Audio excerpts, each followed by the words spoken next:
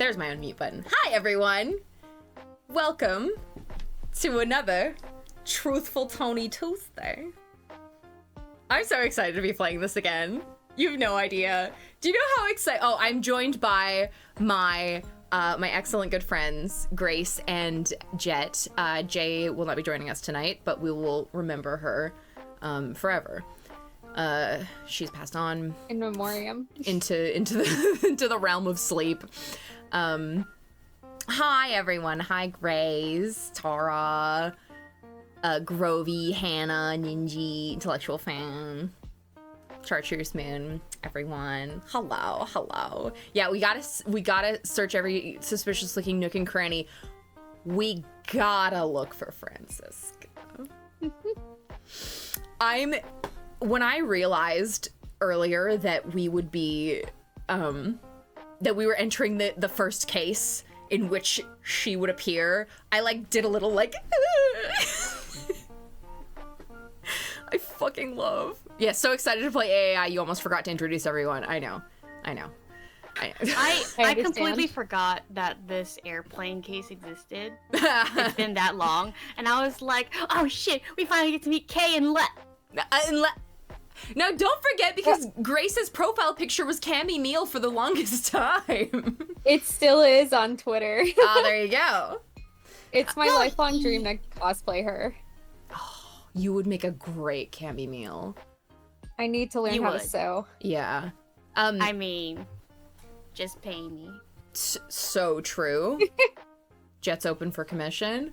Ooh. I guess hold on. Let me turn my music off and turn the game music on.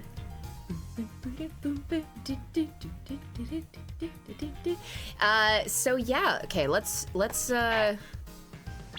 we need to new items unlocked in the gallery. Sorry, 1 second. What have I unlocked in the gallery? Ooh. Warning, this gallery section contains spoilers. Accolades. Just pictures of Miles Edgeworth. Okay, completing episode 1. Successfully making a connection during logic without using story mode. Okay, so playing the game. Okay, playing the game.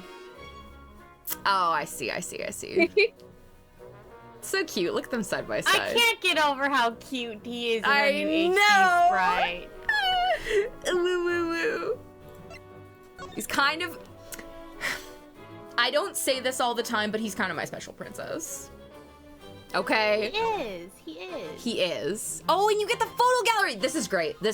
Yes. Have we all seen the HD sprites we almost got? Yes, I did. That was almost disastrous. So funny. He was blurred. It was you know the in regular trilogy when it's the zoomed out court sprites and they're just kind of, they look like sort of oil painted or whatever. It kind of looked like that. I don't know. Oh, hi, Jesse. Yes, it's Tuesday. It's Truthful Tony Tuesday. Oh, look at, wait, I didn't even see this. Look at Gumshoe and Kay. Oh no.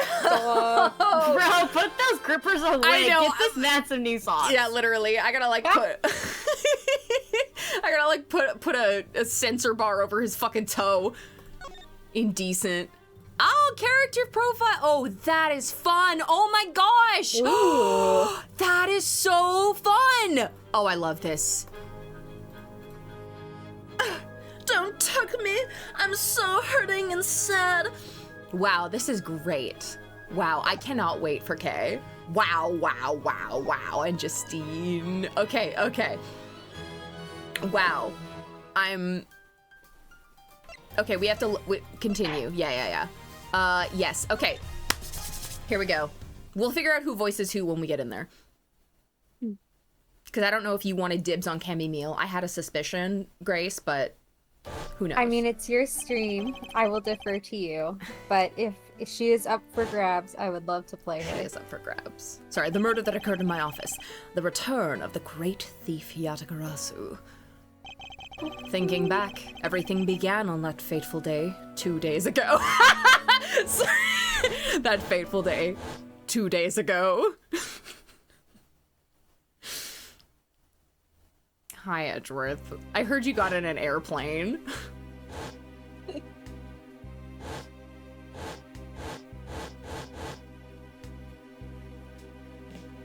Go you. Yes. Everything began high up in the air, 9,000 feet into the air, to be precise.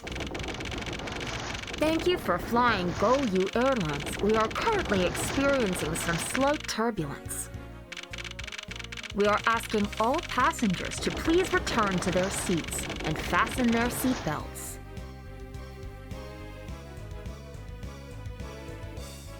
Get trauma response, idiot. Yeah. Yeah, I don't know what the name of the airline was before.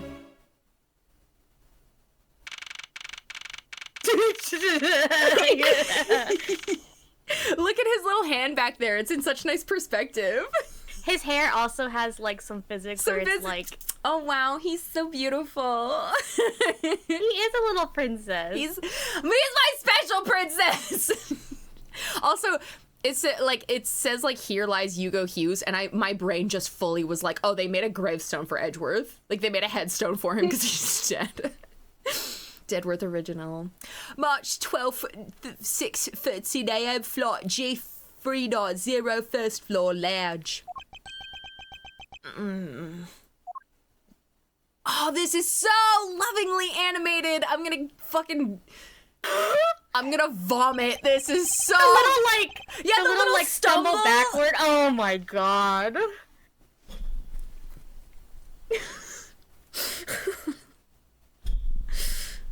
I'm about to embarrass myself, but I don't care. I'm so... We love Edgeworth. We fucking love Miles Edgeworth, okay? God, yeah. I'm gonna, like, put, like, instead of, like, you know, like, property of whatever, like, the watermark, it's just gonna be, like, we love Miles Edgeworth.com.gov.uk, just, like, all down the screen. Why do I feel like I just woke up from a horrible nightmare? 6:13, huh? Guess I was out cold for about 10 minutes. Ha! Slight turbulence indeed. Ladies and gentlemen, we are currently experiencing some slight turbulence. For your safety, we ask that you return to your seats and fasten your seatbelts. His little, like he had a little settle. Ugh. I can't. I suppose turbulence is to be expected on a flight. Though, admittedly, I'm less than comfortable with anything resembling earthquakes. Okay, now Tony, repeat it in French! No. Air Canada... S'il vous plaît, whatever. I don't know the whole Air Canada thing. I heard it so many times over the past month, though.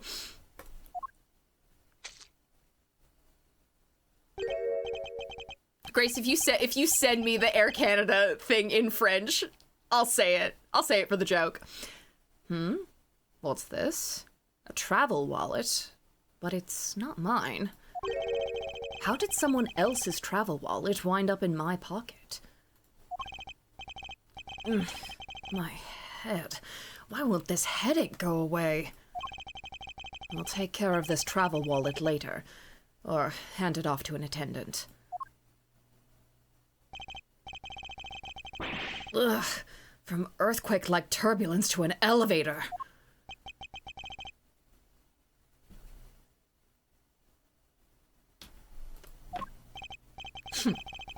What am I doing hesitating like this? Actually, I know full well why I hesitate. It was when I was still but a young child. For those of you who don't know the backstory, for those of us that have no idea, I was caught up in a murder that happened in an elevator.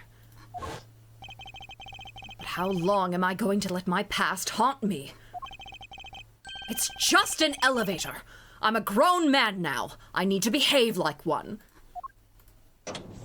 This is what I love about him. Like, he acknowledges like the fear and whatever, and like tries to go past it, but like he's not it's not something he's like ashamed of. It's just something he acknowledges and like actually goes to the effort to try and work through it, and I like that. I like seeing that. Yeah. Like, just I feel like it's always sort of been a thing with Edgeworth where they let him and the other characters acknowledge that whole thing changed the entire trajectory of his life and who he became as a person, but then give it the space to be that, and then also be something that propels him forward.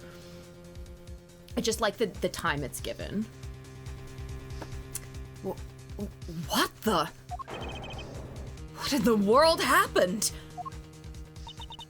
Oh shit. Okay, Grace, if you want to be Cammy, I can be her. Wait, no, but I really want to be Francisca. Oh, no. Jet, is there someone you really want to be? I don't care. The only person I know I'm in this case is Gumshoe. Okay. I'll grab her, and then I'm sure there's... I mean, when you're Francisca, I can pick up Miles. Oh, I mean, yeah. Edgeworth. What the fuck? Why did I call him by his first name? Miles. Why did I call him by his first name? Because what the hell? I'm rubbing off on you. Ew! Ugh. Okay, I'll grab her, and then you can grab Miles when Francisca shows up. Is there something wrong, sir? I must ask that you please return to your seat. Eek! He's dead! Please calm down. We mustn't jump to conclusions without all the facts. What's wrong? Did something happen? You murderer! Well, no! You have it all wrong. It wasn't me! Aw, that's so sad, Grace. Joke canceled. Pour one out for the Air Canada joke that only me and Grace will get. Oh, yeah, by the way, I made this mug. It's got like all these fucking like seashells and shit on it. It's huge so munges. cute. It's fucking, I know, because the person that was teaching us how to do it was like, they cut the slab, they rolled it out, they shaped the mug, they did fucking everything while talking us through it, and they were like, okay, go for it. And we're like, okay, slay. And so we're like rolling out the shit, and at no point did they ever say, that's gonna make a really tall mug. Is that what you want? They were just kind of like, get. And we're like all trying to remember all the steps, but so now I have a fucking massive Wait, mug. I don't get it. Like, did it grow when it was getting glazed? No, or, it's just that like we were not familiar at all with the process, and so we just didn't know how much clay to cut off because like they literally were like, okay, go cut some clay off the slab, the big massive slab. So we just all cut like a random amount, and so we were like trying to remember everything, and like I just kind of like forgot. I mean, to I consider. love a big mug, though. I do also love a big mug, so yeah. Miles is for Francisca. Phoenix when talking about the class trial. Uncle Ray redacted. Are you talking about Leona? Grace, who are you talking about? Redacted. Who could you be talking about? Know. We'll never know. I always assume you're doing a Leona joke, Grace. And Leona. Okay. Redacted because of fan translation changes. This. March 12th, 6:41 a.m. Flight G3.0, second floor, first class. Oh my god, wait, look at him, He's like... He's like struggling. Wait, oh my gosh, wait, where's my fucking sticker? I made a sticker of that for the AAI zine. You did. I sure did. Everyone, I'm sorry to interrupt, but I have an important announcement. Yeah, I was gonna defend myself, but most of the time it is a Leona joke, and they're always funny. I am one of your flight attendants today, Rhoda Tenero. You can press C to hide the UI. Ooh!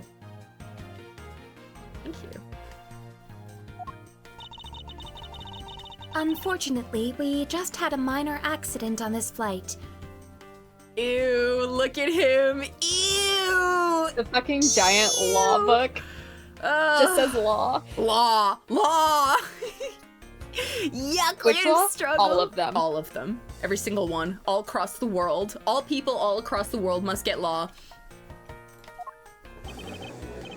An accident? Don't treat us like we're stupid. I got a glimpse and it was a murder.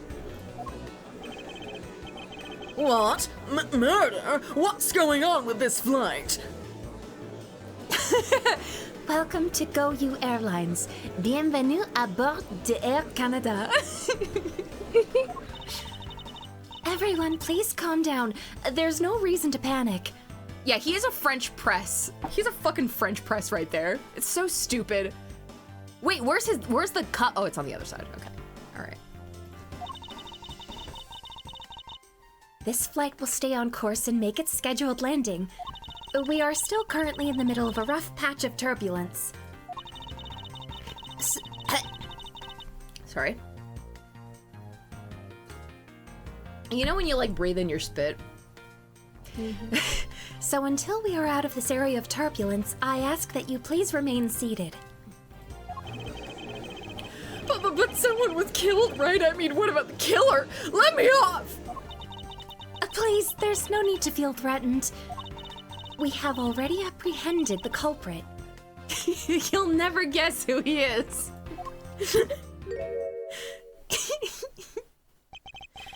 I ask that everyone please remain calm. The killer. What the heck is he talking about? Why should we remain calm? My name is Miles Edgeworth. He's like, my name is Miles Edgeworth.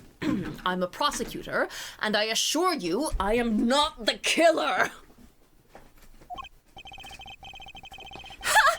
Being a prosecutor doesn't make you incapable of murder, buddy. Now you listen here. I'm not the killer. I simply found the body. And then you're pointing, it's like, oh wait, my hands are tied behind my back. You listen here. So you say. However, I am sure that you are the perpetrator of this crime. I swear on my honor as a professional flight attendant. Well, Oh, is that right? Oh, hi, Bacon Fish. I know what I saw. And there's even very strong incriminating evidence to back me up. What kind of incriminating evidence is she talking about? We've already alerted the proper authorities at our destination. Until we land, you will remain in our custody by the powers vested in our captain. I'm very sorry, but please understand our situation. Your situation? I'm more concerned with mine and the direction it's going in. I'm not about to just sit idly by while I get accused of murder. Miss Tenero, is it? Yes? That, like, cunty little, like... Yes. I was wondering if you might give me a chance. A chance? To do what? The killer always makes me think about the killer delivered to bear. I tell you. A chance to plead my case. And a chance to ask what you mean by incriminating evidence just now. To accuse a passenger of such a grave crime without allowing him to give a proper defense. Can the professional flight attendant inside of you really call this action righteous? You have a point. Very well, I'll listen to what you have to say. But be wary of what you reveal. I'm afraid you'll only look even more suspicious if your explanation fails to satisfy. I also do not have the time to deal with you all day, so please make it quick. Of course, as you wish. Good. Very well then. Let's get started. I know for a fact that I didn't kill that man in the elevator. I should hope you know that for a fact. It's so funny when they say shit like this. It's like, I know for a fact I didn't kill him. Okay. Well, I mean, he thought he killed someone prior. That's in the so past. true. You know So- what? That is so true. He can't really trust himself sometimes, but this time he This knows time. for a fact. This time, trust him. What I don't know is what sort of evidence she has up her sleeve. But I'm certain it doesn't fit with how the crime really occurred.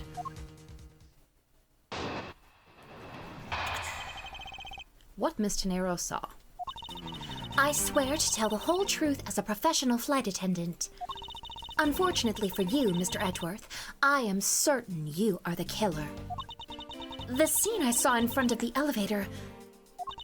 It was you, standing there, with fresh blood dripping off the murder weapon.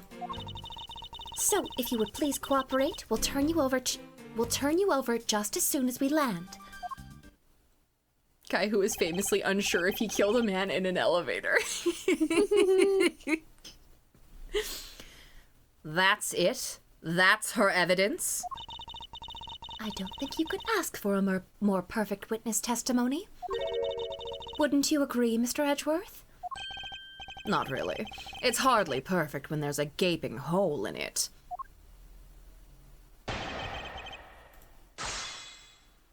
Yeah, why is that oxygen mask lowered? Okay. Let's, the scene I saw in front of the elevator. It was you, standing with fresh blood. Actually, what do I have for evidence? I haven't even checked my, thing. The murder weapon dripping with blood? Really now? I swear that was the grisly scene I saw before me. Thank goodness it wasn't a passenger who saw, or there'd be widespread panic by now. As I recall, you were quite panicked yourself at the time. Excuse me? You were scared enough to misread the situation and accuse me of murder. Nonsense. Professional flight attendants cannot afford to be that flustered.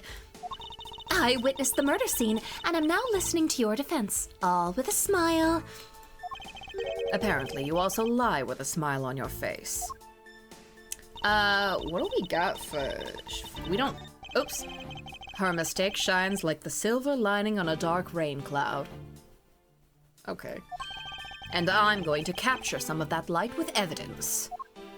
What do we got? What do we... We have picked up off the floor and for the elevator. Oops. I did not mean to do that. Oops. Sorry. I wanted to fucking examine it. I wanted to examine it. Shit. It's okay, because every time you make a mistake, Edgeworth gets humiliated in a very funny way. He says something funny. There is a contradiction between this piece of evidence and your testimony. I don't want to go against the word of a professional prosecutor, but I don't think there's a problem at all. I swear it as a professional flight attendant.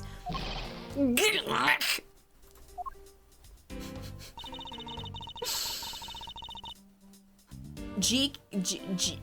Zanite. GK Zanite? GK Zanite. Welcome. Thank you for following. Okay. I'm not gonna present it this time. I want to examine it. Can I examine it? I don't know if I can. Okay. Body found at 6:15 a.m. inside the elevator stopped at the first floor lounge. Details, meals, movies, and other services inside. Okay. Okay. There we go. Yeah, space to examine. Thank you. His new menu is his day planner. Yeah, I know. It's so cute. Wait, wasn't it always like this? I don't know. Was it? I don't know. Whatever. It's cute either way. Okay, details.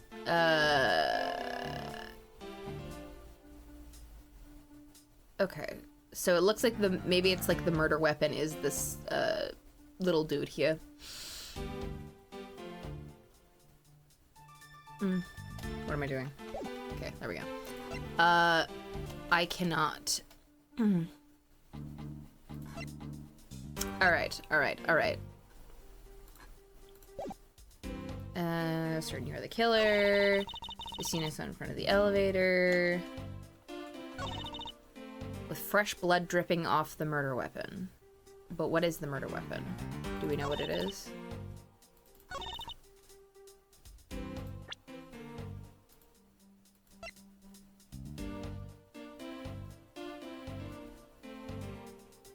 I wonder if we with fresh blood dripping off of the murder weapon.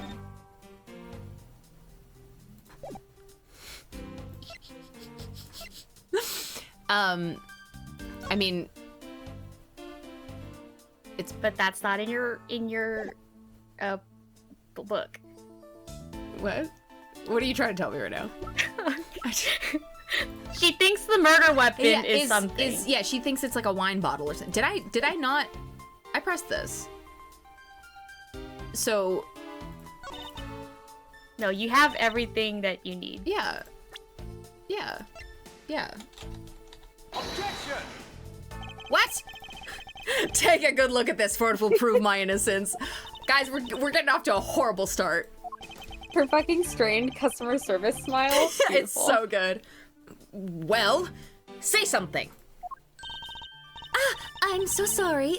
Yes, well, I gave it a good look, but no matter what angle I look at it from, I don't see how it will prove you didn't do it. I must have presented the wrong item. Yeah, I must. So when Edgeworth woke up. God damn it. So when Edgeworth woke up, he had something on him, right? Yeah. Well, he had the, like, Edgeworth presents cringing gets pushed out of the plane without a parachute. Yeah. Miles. Yeah, but he had this. But it's like, I mean, I guess she thinks this is the murder weapon. Objection! There we go. Okay. Miss Tenero.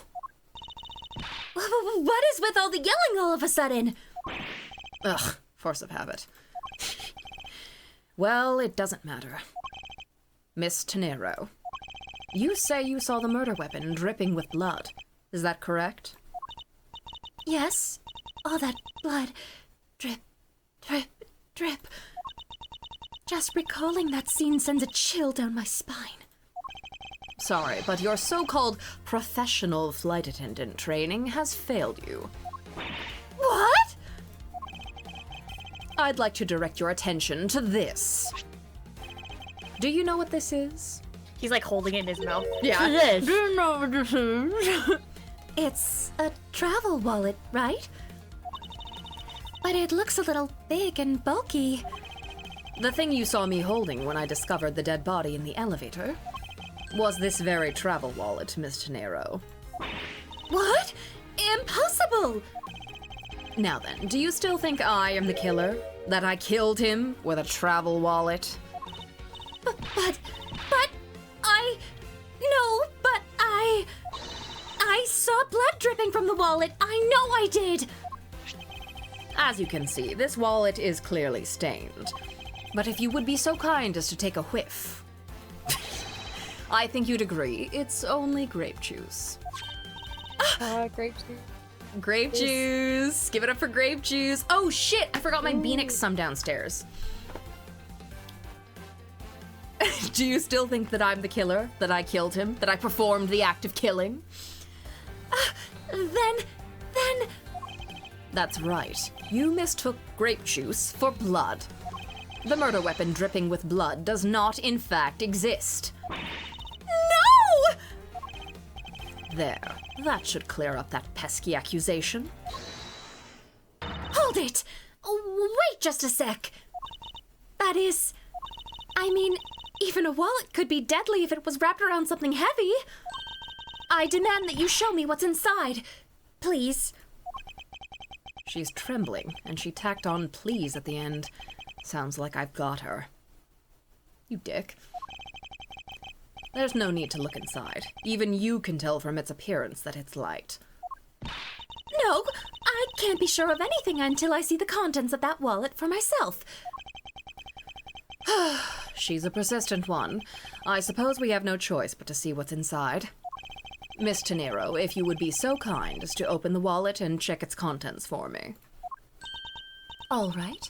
I usually don't pry into passengers' belongings, but we have no choice here. Girl, you're the one who wanted to see what's inside. I know. Grape juice stains the outer cover. True, it was I who dropped it in the juice. However, I didn't do it out of ill intentions. Fuck this wallet. Fuck this wallet. Can I open this, please?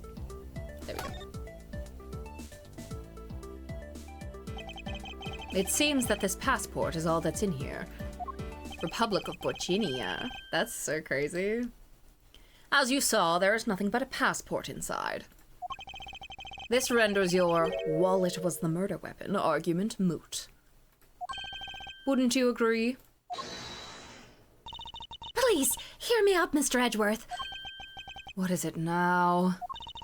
Well, I was wondering, whose passport is it exactly? Can I take a look? Why not? I'm rather curious myself. This is... Just as I thought. This travel wallet belonged to Mr. Ackby Hicks, which makes it the victim's property. I love how he's like updating that in his organizer and his hands are tied behind his back. He's like...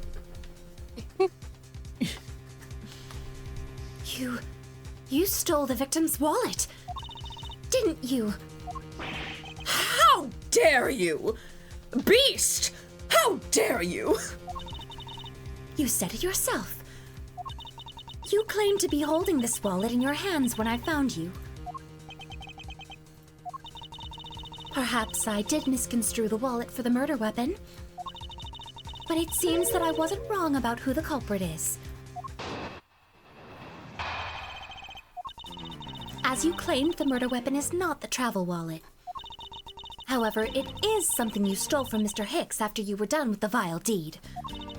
I find it hard to believe myself, but your motive was very simple. You were out to steal Mr. Hicks's money, weren't you? So even though I didn't have the murder weapon on me, you still suspect me, I see.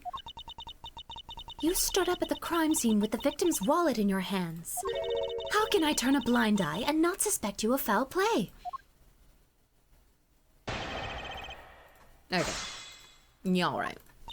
As you claim, the murder weapon is not the travel wallet. However, it is something you stole from Mr. Hicks after you were done with the vile deed. I find it hard to believe myself, but your motive was very simple. You were out to steal Mr. Hicks's money, weren't you? What do I have again? Oh right. There's money all over the fucking floor here.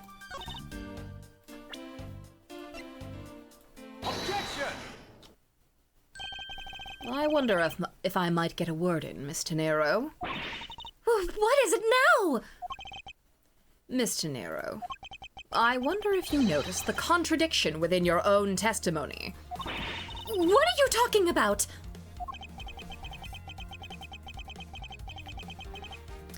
It's simply impossible that the motive for this murder was monetary theft. One glance at the crime scene should have told you that. What about this scene would prove that the motive for murder was not the money? Take that! The money. If I may direct your attention to the things strewn all over the floor. Ah! That's right. The floor is covered in bills and coinage. By your rationale, these were the very things the killer was after. I think we can assume that the wallet fell during the victim's struggle with his killer. And I would think that the killer would have noticed something like money scattering everywhere. Furthermore, as you can see, there was no effort made by the killer to gather the money. Lunar eclipse. Is that happening right now? That doesn't usually happen at like 8 at night. But the wallet! Objection! Ah, yes, the wallet. You will also recall that the only thing in it was Mr. Hicks's passport. If you are really insisting that it was a crime based on greed, Then you're claiming that it was all for an empty travel wallet. I forgive me, please! I love that part of her. Hey, what the heck? Are you saying the attendant's wrong? So that guy isn't the killer? Don't believe it, everyone. It's a trick. Will you all please be quiet? Miss Tenero, Yes? you lost your cool when you saw the dead body. Plus, the lounge was dark and looking into the light from the elevator. It's easy to see how you mistook the wallet in my hand for the murder weapon. I take no offense that you thought I was the killer. Mr. Edgeworth, Thank you for releasing me. Oh, this fucking guy.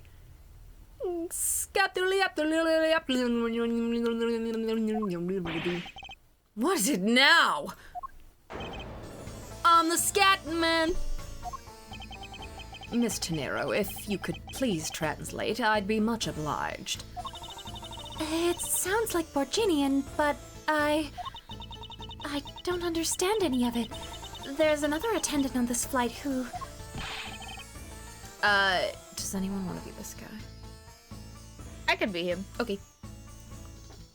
I said that he is giving the runabout. I don't require an interpreter. I speak English just well. See? You, the attendant. Virginia represents. Yes, sir. I want this person to be under the arrest until we arrive at the airport.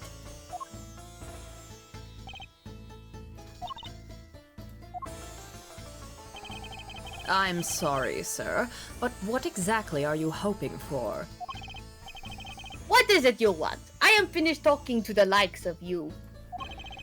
Please, I would like to hear why you would like me to be held under arrest until we land. You! How dare you try to waste my time? You were the one who stuck your nose into my affairs. I wanted to spend even at least one more second with my precious art. I have no time for other things. I know what you are. I see through you. I know what you are. Insolvent. Yes, I am pretty sure that's how you say it in the English. White person tomato blush. Yeah.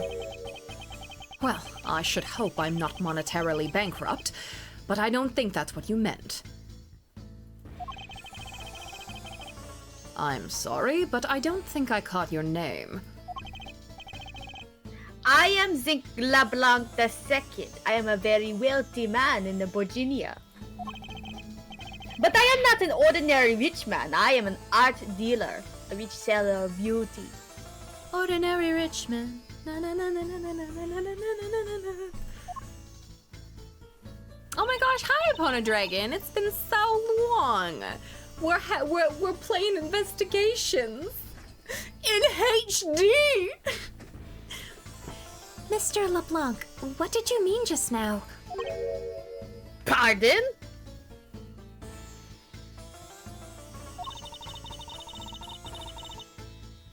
When you said that to Mr. Edgeworth was giving me the runabout. I have to explain? America, explain. America, please explain? Unbelievable. I will say it once and only once.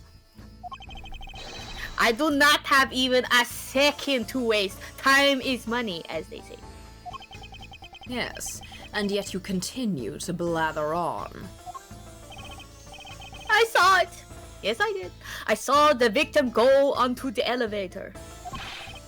Going down to the lounge. It was exactly at 6 o'clock.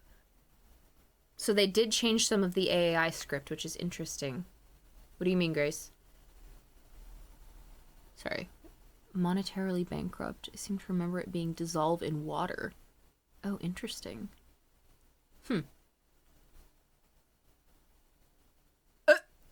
poster in the background says license to love, laugh, maim, and murder.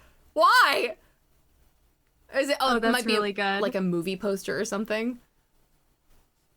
Yes, it's a movie poster. It didn't register to me. I was like, what the? It was also in the airline pamphlet, Oh, I see. like an in-flight movie. Right.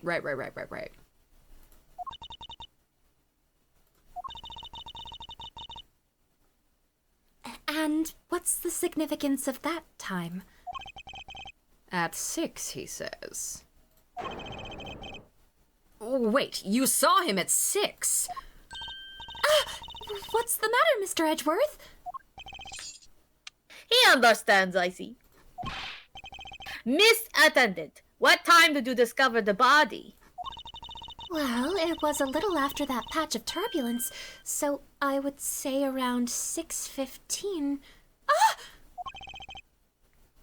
Hicks was his name, was it? Then I say that man Hicks was killed in the 15-minute time span. And the only person in the lounge at the time was this prosecutor, yes? Yeah, I was in my seat the whole time.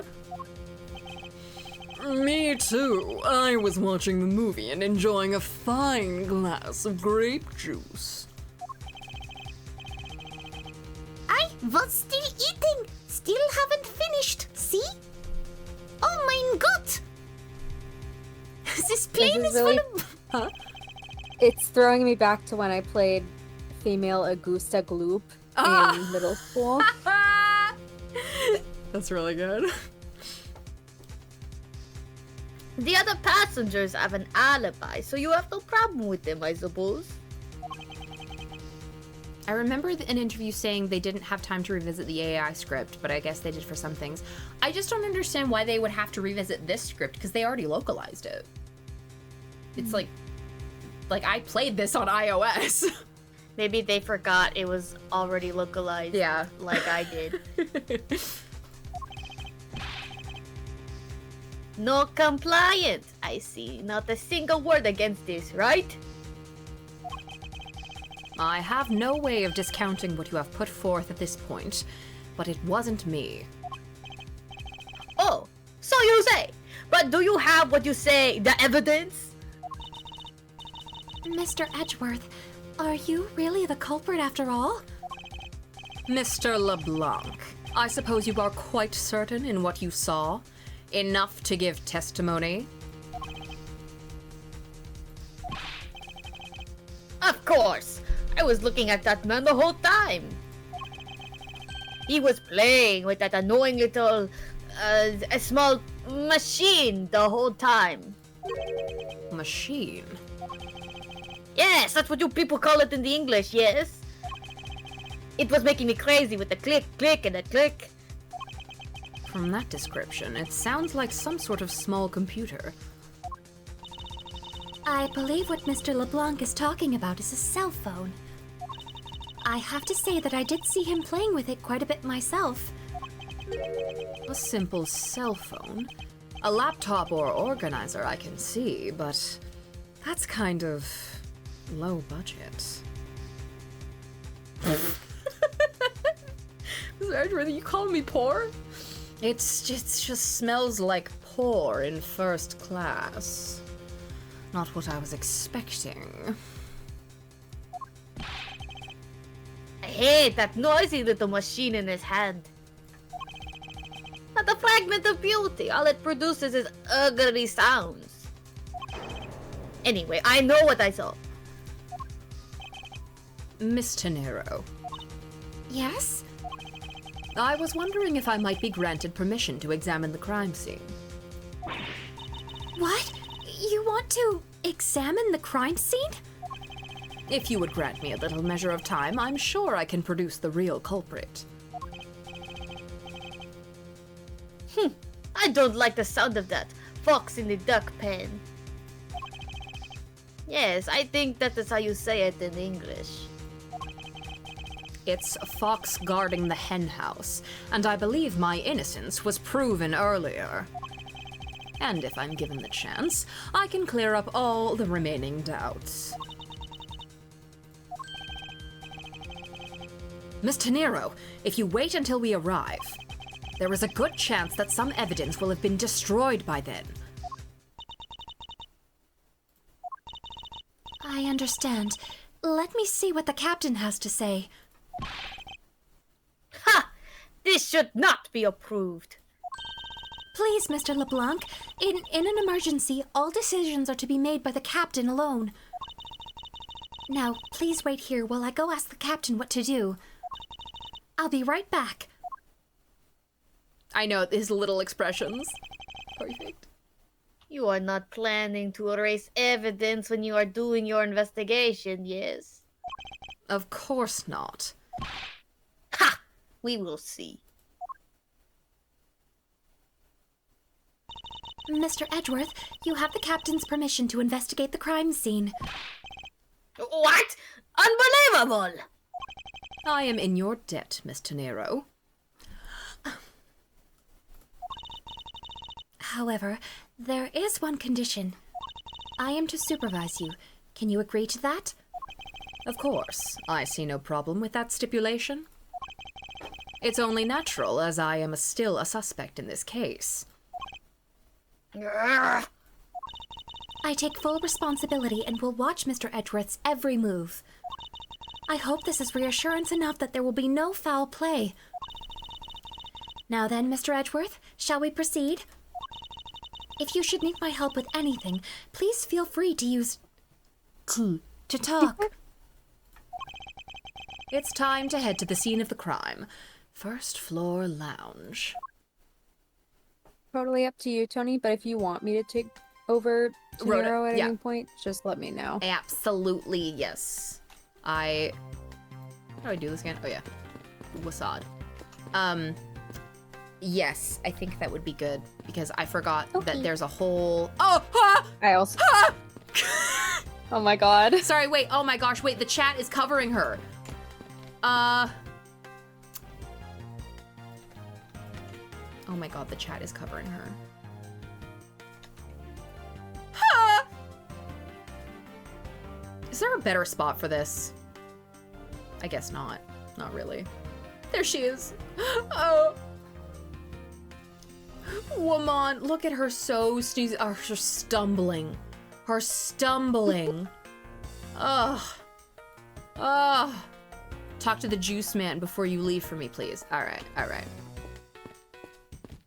Sorry, was that an absolutely yes, you want me to take over Rhoda, or Yeah. do you want me to in the future? No, you can take over for her right now if you want. Okay. The juice man? I just feel bad you're voicing so many lines. Oh no, I like doing it, but I feel bad because I was like, oh yeah, you can be Cammy, and then she doesn't show up.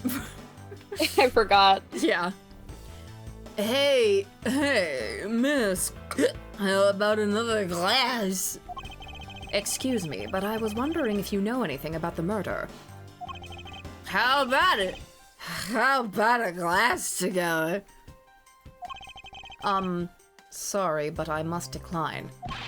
I was talking to you. I was talking to the cute attendant. I'm sorry, but I'm on the clock right now.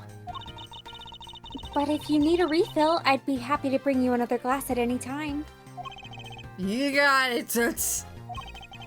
That's no way to talk to a lady. Love Edgeworth was like, you're not really my type. I prefer people who wear blue. Oh my god, hi! Excuse me, but may I have a word with you?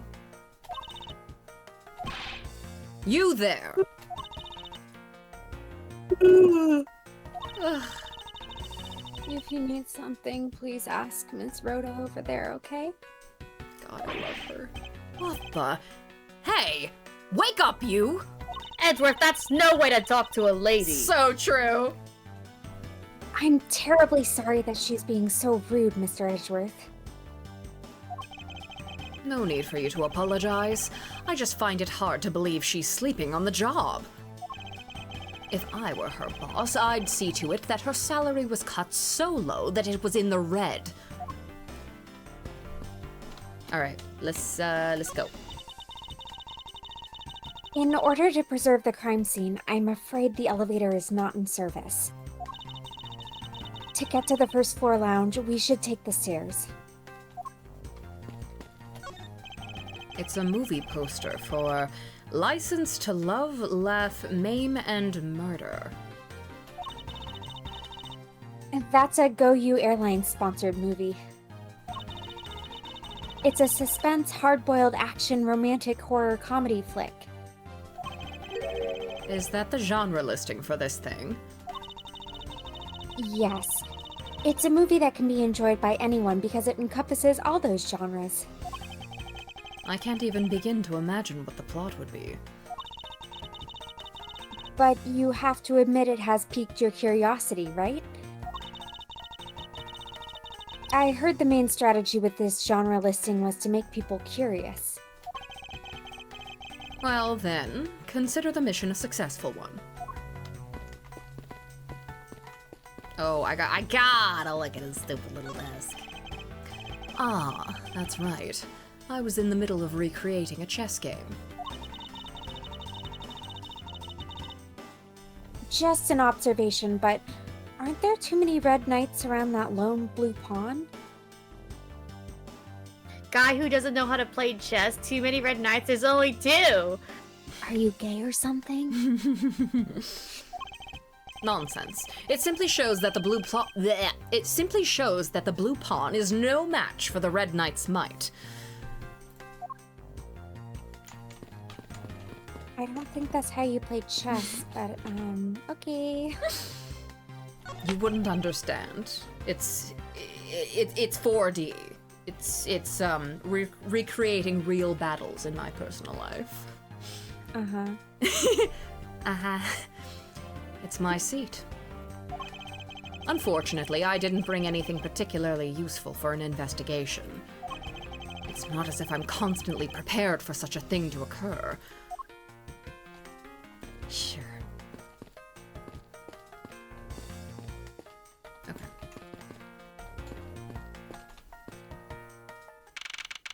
March 12th, 7:26 a.m. Flight G390, first floor lounge.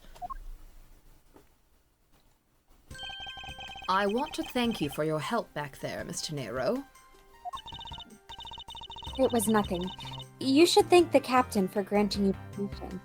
I love when I go on a plane with my humongous book labeled Law. Yeah. Mood.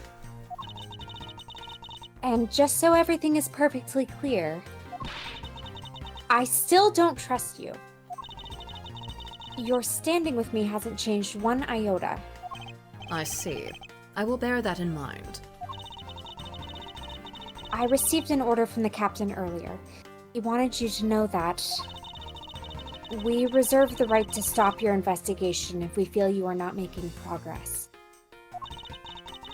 And when we do, he asks that you please return to your seat at that time. So my time runs out at his and his crew's discretion, does it?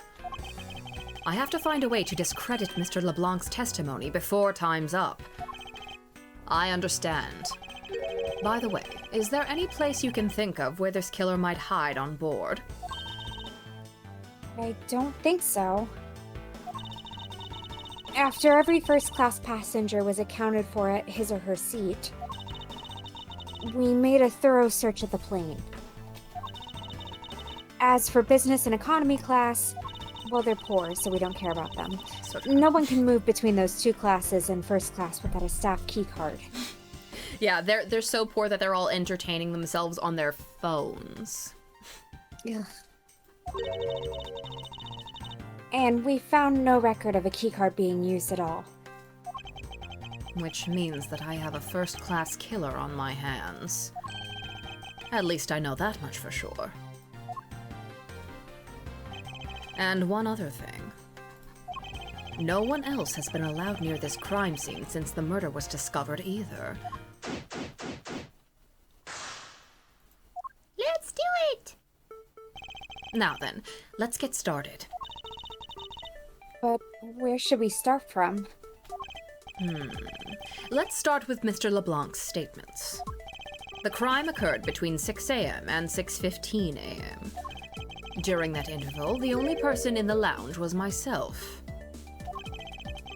The temptation to just start hitting Discord sounds while they talk in Discord.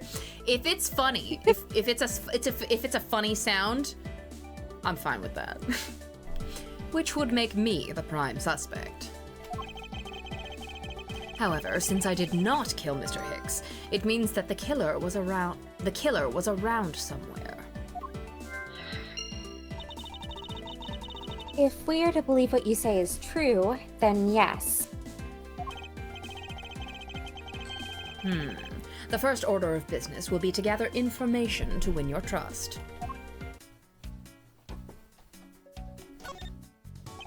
What floors does this elevator service? Only the first and second, although it can also go down to the cargo hold. However, that requires a flight crew keycard. So the only floors accessible to passengers are the first and second, huh? I won't rest until I've inspected every suspicious-looking nook and cranny. Yeah. Woo. Bars! I wonder what was hanging off this lanyard. Something's missing from this picture. Now, if I could just put my finger on it.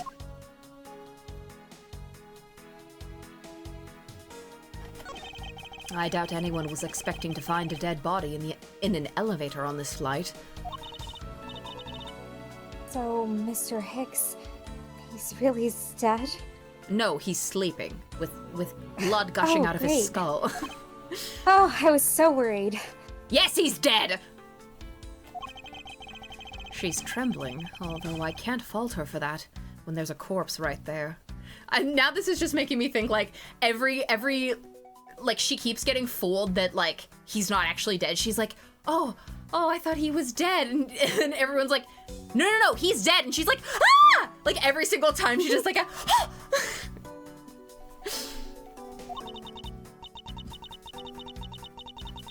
Mr. Hicks, if you're really dead, then please answer yes. Oh my gosh, hi, Avi. Yeah, what was the name of the airline before? Did we figure that out? I see she's over the trembling now, although a new symptom seems to have appeared. Anyway, I should focus on the victim's body. Let's see. Oh, right, it was iFly. You're right. There's blood on the back of Mr. Hicks's head. Could this be the cause of death? He appears to have been struck very hard. Even his glasses are broken. It's because there's a real airline called iFly. Is there? Any relation to person? Maybe that's why they have that disclaimer at the beginning of the game that's like any relation to persons real or fictional is whatever, coincidental. There's no grape juice residue on the soles of his shoes, making it highly unlikely that Mr. Hicks entered this elevator after the turbulence. What is this sinister-looking figure on the floor here? Oh, that's a piggy bank of our company mascot, Captain Uggo.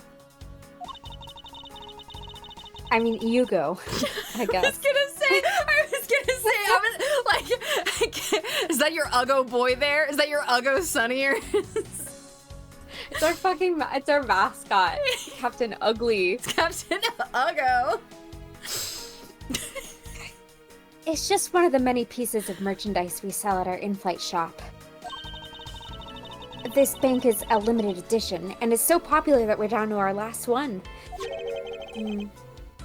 You have an in-flight shop? Yes, it's just beyond the lounge to the right. We're so happy for you and your ugly fucking mascot. I'm really serious. The shutter to the store is closed at the moment. But it was open the whole flight up until Mr. Hicks's body was discovered. There's blood on here. Could this have been the murder weapon?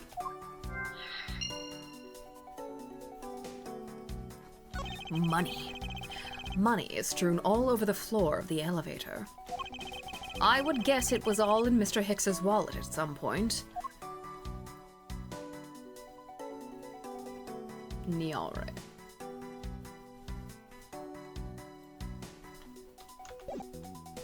Okay, just let me... Oh! Still something in here. Maybe I'm supposed to deduce? Oh, I'm probably supposed to deduce what the... Sorry, what? Oh, no, I always forget that deduce is an option. Mm-hmm.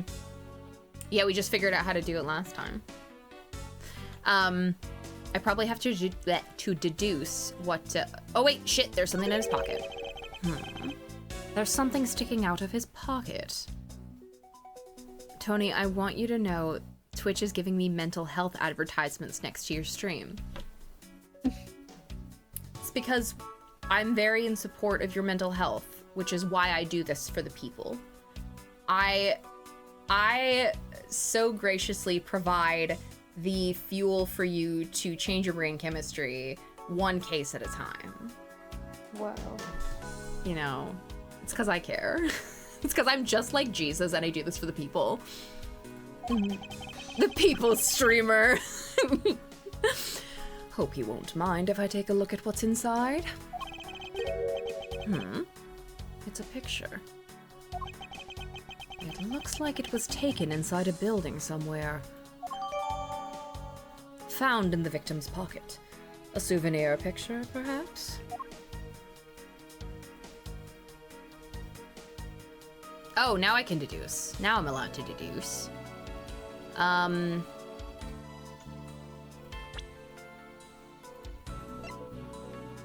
Oh, I know what's, yeah. His cell phone.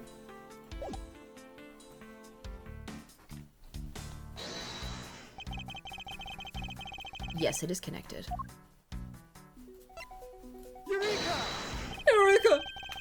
Mr. Hicks's machine is nowhere to be found. A smile would be nice. Nothing to smile about in my life. His machine? His cell phone, Miss Tenero.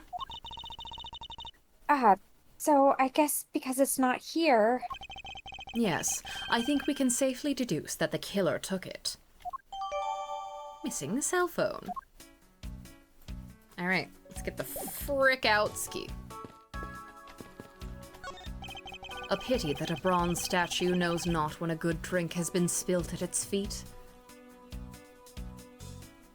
Why does he talk like this? What the fuck are you talking about? This is a statue of our founder, Mr. Hugo Hughes, who was a big fan of grape juice. Of our founder, Mr. Uggo.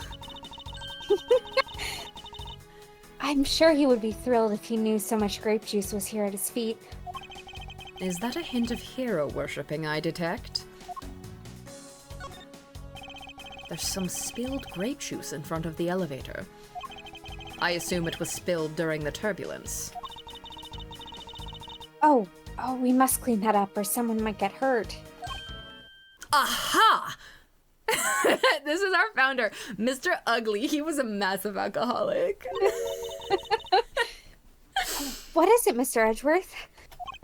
I found some very important evidence. What is the important piece of evidence in this scene? Do you know?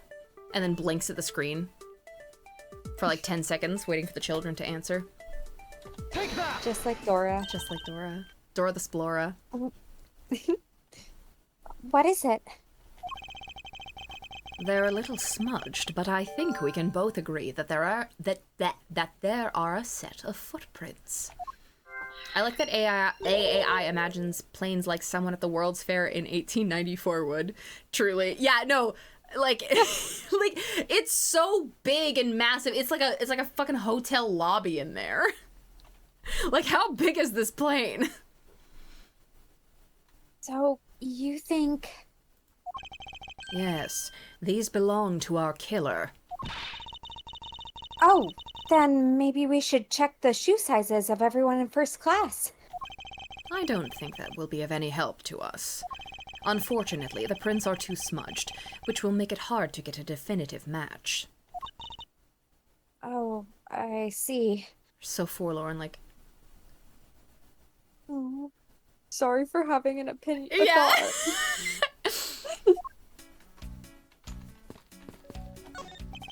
Glasses and candles thrown into disarray by the turbulence. It's been a while since I've seen this big of a mess. Cheap viewers on jalopata.com. Cheap viewers. Terribly embarrassing, but I thought it was an earthquake for a second. And I frantically started searching for gas valves to shut off. I guess the shaking of the plane was bad enough to be mistaken for a real earthquake. Tony doesn't need cheap viewers, I'm literally right here. Abby, you're very expensive. You're a luxury few can afford. No, literally. Don't downsell yourself. Yep. That's where I came from .com. Not that I would know, since I was unconscious for most of it. This toppled over chair. Yet another victim of the turbulence. Look at all that grape juice straining the back. It may not look it, but this chair was extremely valuable. It was? Yes! It was used when the Rocker Pals came to tour this plane. The Rocker Pals' leader sat in this very chair. I'm sorry, but what are these rocker pals? I can't believe you've never- Oh, sorry, that's her. I can't believe you've never heard of them. They're all the rage. The Rocker Pals are an extremely popular international band. See, why is his mouth still moving? Shut your damn No, mouth! true. Let women speak! They added the pals part as they became more popular, especially among teens. They were trying to head off the AO3 explosion, but it didn't really work. They were really encouraging their fans to write fanfiction of them. Ah, that explains it. I'm not really one for the music of today. We know. You're one for Korean trot. Maybe I should ask Detective Gumshoe about them later. On second thought, I can already see how confusing the conversation would get. There's tongs. What or who is this? I wasn't talking about the statue, I want to know about the tongs. This is a bronze statue of the founder of GoU Airlines, Mr. Hugo Hughes. The one on the left is of when he was in his 40s, and the other one is of him in his 80s. You know, I guess if you look older when you're younger, you age like a fine wine. I guess so. Did the man age at all over those 4 decades? Maybe I need to squint more. Edgeworth needs What? glasses. Nerd alert! Couldn't be me. Yeah, Just kidding. couldn't be me either. Contacts. These counter windows offer a glimpse of the sky. But these clouds, they tell me nothing. Mr. Edgeworth, you look like you're talking to the clouds. Is that so? Then tell me, what do you suppose I said to them? I don't know, but it looked like a rather one-sided conversation. The clouds, they tell me nothing. What is this bit? I fucking love this guy. What a fucking asshole. What a moron. He's kind of my special princess. No, literally. There are a few copies of Sky magazine in the magazine rack. Someone needs to stab him a little. This. This month's special is an English trivia quiz. That's not a bad idea. I've heard that the youth of today don't know a particle from a participle. Now. Please don't go around confusing people with made-up words, Mr. Edgeworth. Who's ever heard of such a silly word as participle? Case in point. How old are you? 24. Edgeworth is like, what, 26 at this time? 27? And yet he has the spirit of a hag. He sure does! Born a hag, dies a hag.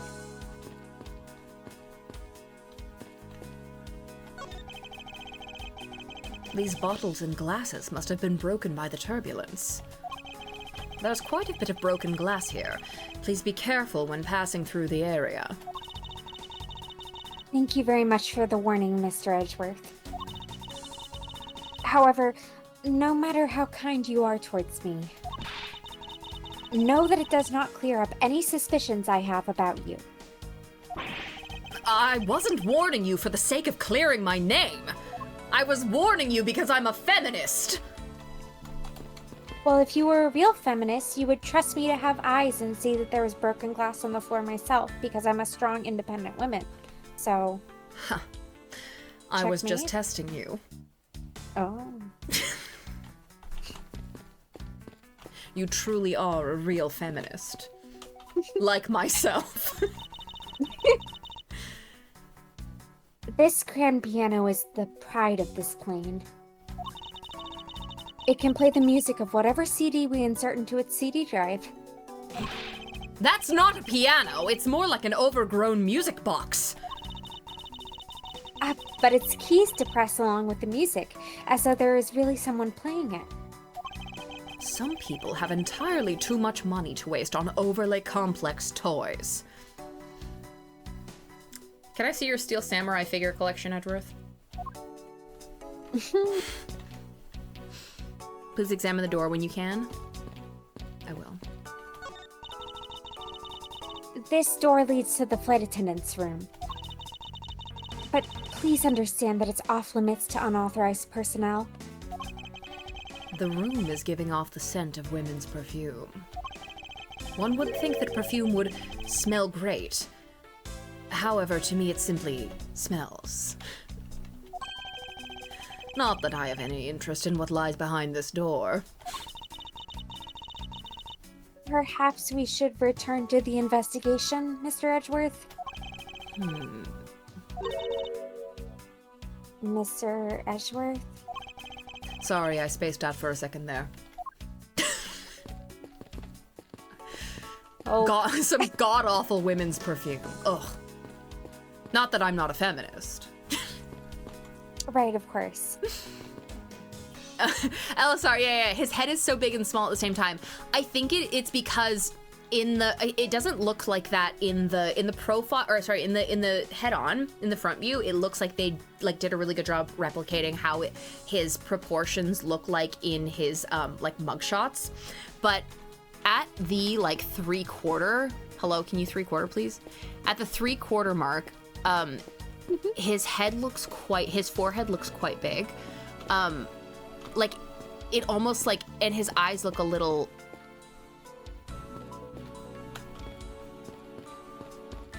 it almost looks like his hairline jumps up. Do you see what I mean? If you were doing a turnaround, that wouldn't end up on the same line, which is interesting. But I mean, I think that's why. Yeah, 3/4 bananas. The hair is yeah. He looks very his eyes look a little bit bigger. The front looks like how he looks. 3/4, he looks cute. But yeah, it's just they lifted the hairline or something. And the profile looks good too. It's just something about the 3/4. Let me get in the gift shop.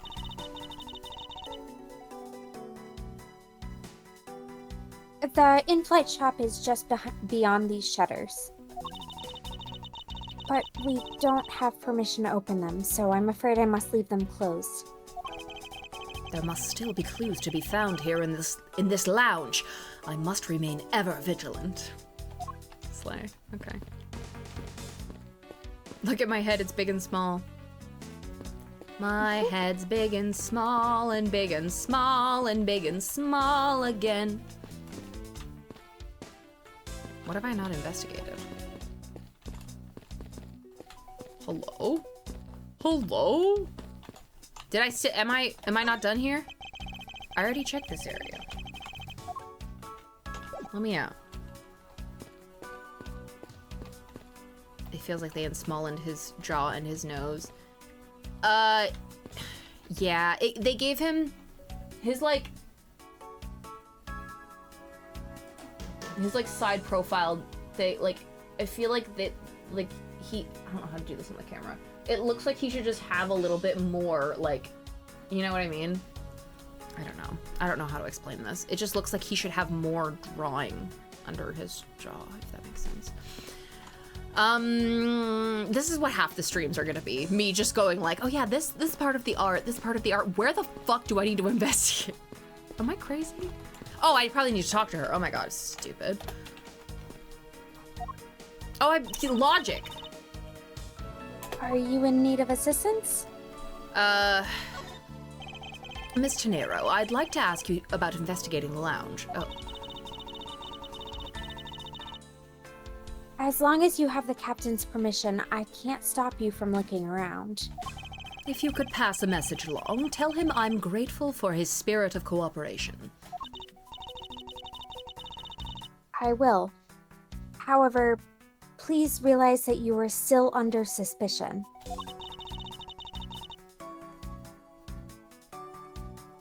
To be honest, I still have my doubts about you. Of course, and I take no offense. Do you really understand what I'm saying? Ugh, her twitchy smile. Yes, verily. Do you pinky swear you do on your honor as a professional prosecutor? I pinky swear I do on my honor as a professional prosecutor. I know Pearl has made him pinky swear before. I know she has. I guess that settles that. I feel my honor as a man slowly diminishing. It's fine. Don't worry about it, brother.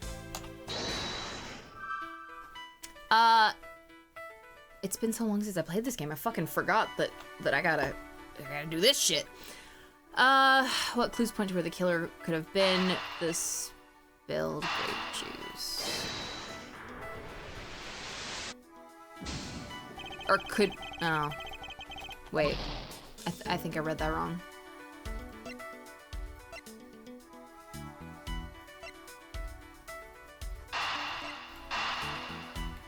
There we go.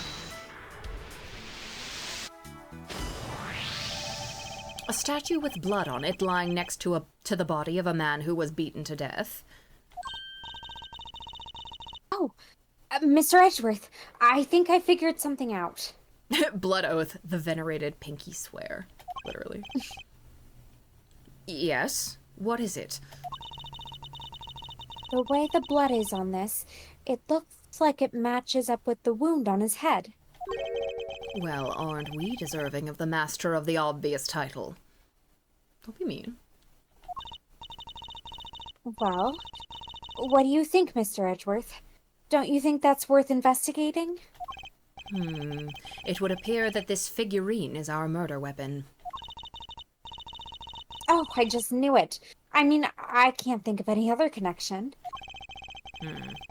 Perhaps master of the oblivious would be more befitting. Idiots who say befitting. Were they broken during the murder? Spilled grape juice. Elevator. Inside the elevator that connects 1F with 2F. Where was the killer? What clues point to where the killer could have been?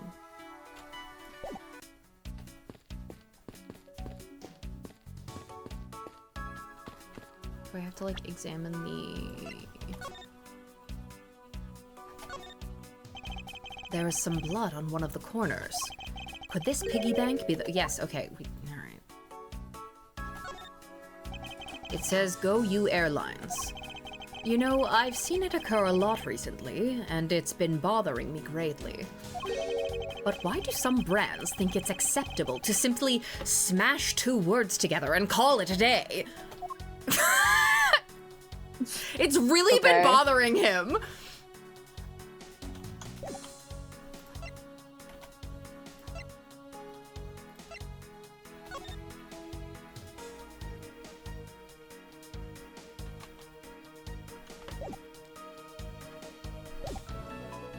I feel like there's logic that I haven't connected.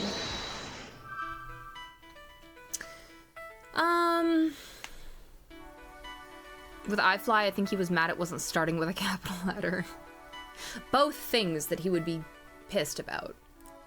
Fucking grammatically correct ass. Where was the killer? What clues point to where the killer would have been? Well, it's not the grape juice.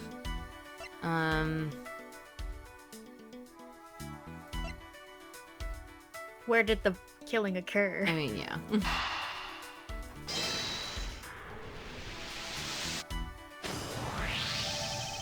True. Urethra. True. There wasn't anyone else in the lounge other than myself right before the turbulence. But if the killer was in the elevator along with the victim, then that's a different story. In the elevator with Mr. Hicks. Am I allowed through yet? Hello? You're not done logicking. Get back in there. Oh, no!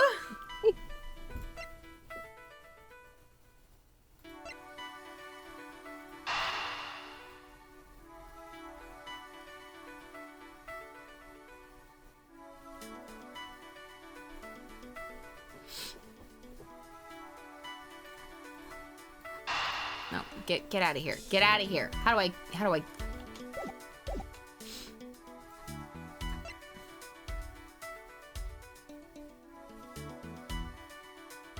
Oh, there we go. I think that's it.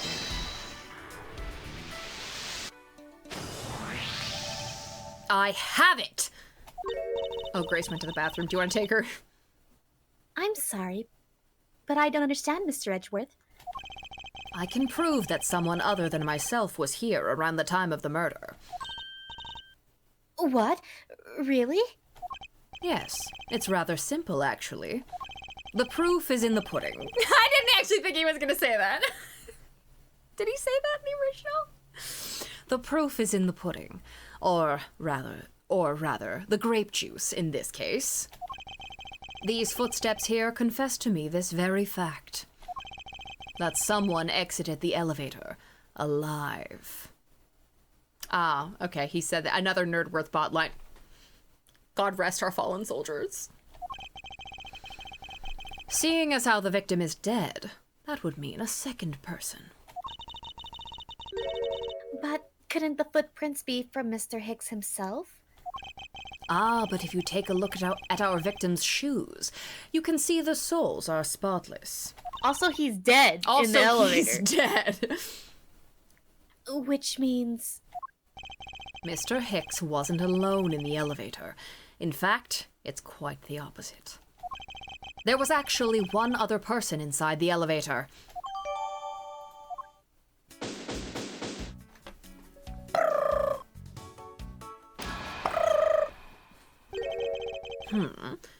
What's going on over there?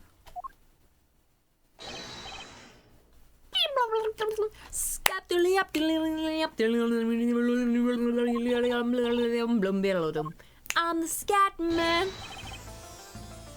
Unforgivable! This is unforgivable. I'll take Cammy until Grace comes back. Well, Grace is back. Oh, Grace is back. I have returned. Do you understand what I am saying? The movie is late. It is the same level of bad as if the plane arrived late. But the movie... What? I will not talk to you anymore. You are just wasting my time. Do you want me to take her again? To you. Okay. Oh, what is the matter, Mr. LeBlanc? If there is no emergency, please return to your seat, sir. Do not tell me what to do. I need not to sit down. Well, Mr. Prosecutor, did you prove you are innocent yet? If you would like, I will prove my innocence to you right now. What?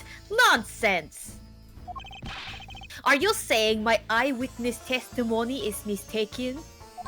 Not mistaken, merely that there is room for doubt. I'd be most honored if you could please tell me what you saw in detail once more. Fine. Suit yourself.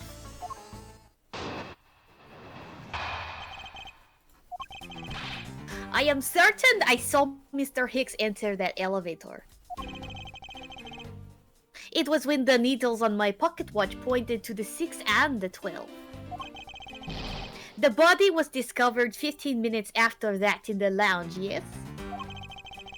Then you, the only person in the lounge at that time, must be the criminal. Mr. LeBlanc's conclusions seem to make logical sense. After all, the only person in the lounge at the supposed time of the murder was me. So, my eyewitness testimony, if you think you can destroy it, then come, let me see. Hurry! Do I look like a man who is having the time to wait for you? Why is he so irritated? I'm the one accused of murder here. No one has ever had a worse day than me. Anyway, I must find a way to discredit Mr. LeBlanc's account somehow, and fast. No, Jet, you know who you sound like? I mean, I've never seen Dexter's Lab, so I cannot confirm or deny, but you know who you do sound like? You sound like my Ukrainian ballet teacher. God. Bro, I don't even know what accent I'm trying to make with this guy. It changes every time I speak. It kind of sounds, it sounds like Slavic in some way. But do you want to know what his fucking name is? My Ukrainian ballet teacher? His name is fucking... Adonis. Yeah, right. I told you that. But his name is fucking Adonis. It's so funny. That's beautiful. He's great. And he always is making these, like, very, like, grand, like, statements like, we hold the arms. Sorry, you have to see my elbow for this one. Like this. Not like this. Not like chicken wing. Like this. When bird, they fly. Classic. They fly with the arm like this. So funny. I fucking love Adonis. I'm going to his class tomorrow. Hell yeah. I had my friend change to a random European accent every single line when she was playing. Yeah, no, Adonis is a slay name. Okay. I think it's gonna be something about, let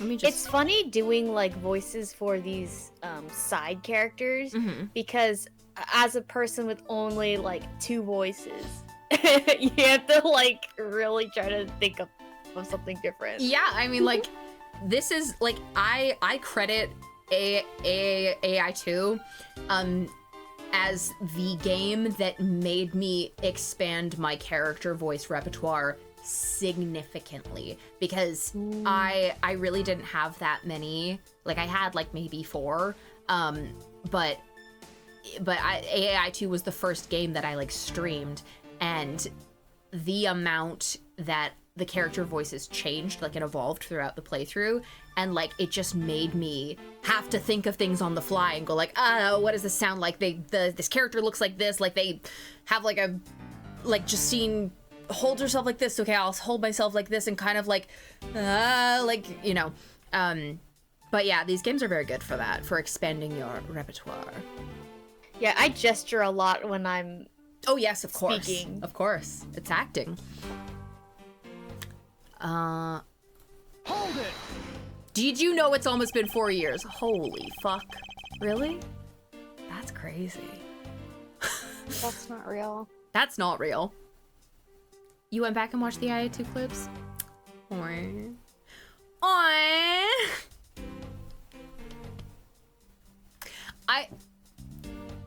I know I always say this, but I do want to upload them. It's just that every single time I think about uploading them, I'm so like cringe and shy in a lot of them, like, oh, the murder weapon was like, whatever. It was the first time it was streaming, but yeah, no, the BVZ voice, classic.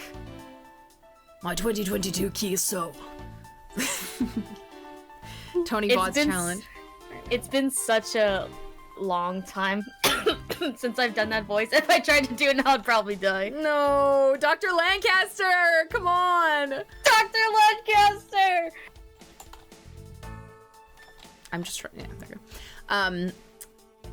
But yeah, I will, you know what? After this stream, because no one else is home, so I don't have anyone to hang out with or anything, I'm gonna go fucking get them off my hard drive. And I'm gonna transfer, what is the, I'm gonna trans all of them. I'm gonna, what is the, I'm gonna change, like, the file, I'm gonna convert the files from MKV into MP4. That's what I was trying to say. There you go. I know, I'm so sorry, Ninja. I will upload them. Woke Tony. Wait, have I ever shown you guys the Te Woke Toi TikTok? It's a Quebecois drag queen, and she's like, oh, Te Woke Toi, spotle transgender, mes pronoms, Québec, français, barbecue, go Habs go. It's so fucking funny. If anyone can go find, oh yeah, LSR knows. If you can find it and link it, I would be forever in your debt. Okay, I assume the pocket watch in this case is the one you keep checking. Is that correct? But me and my sister just keep looking at each other and go like, oh, te woke toi.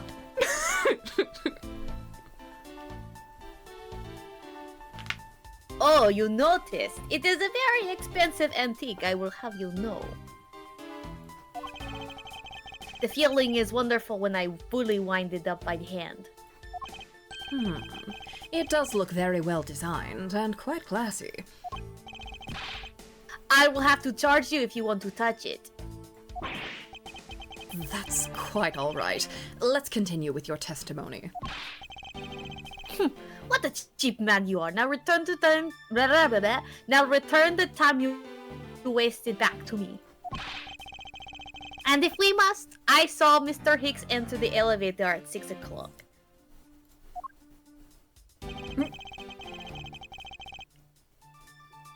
Quebec accent for this guy.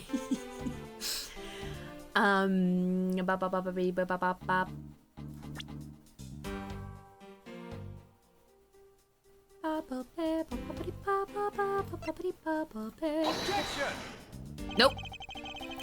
Mr. LeBlanc, your testimony just now contradicts this piece of evidence. Ah, yes, from the old word contradictis. Oh, you are correct.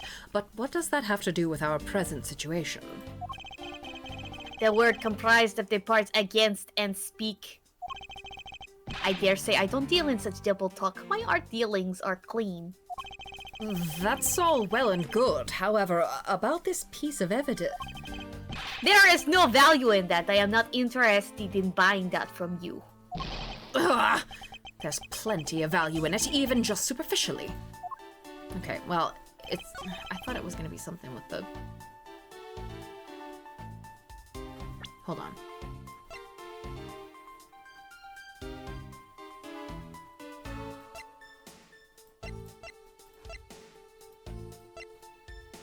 I will say that you're close, but you need to do something first to do what you just did. Man. Can I get the... Am I allowed to... No. Alright.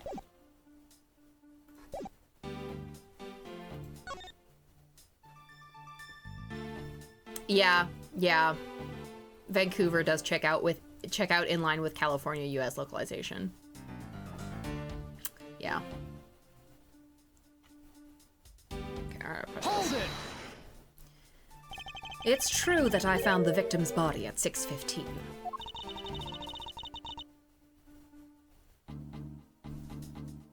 Oh, sorry, that was me. And that's Or did and that's when I found the two of them as well. You see? It all matches my testimony.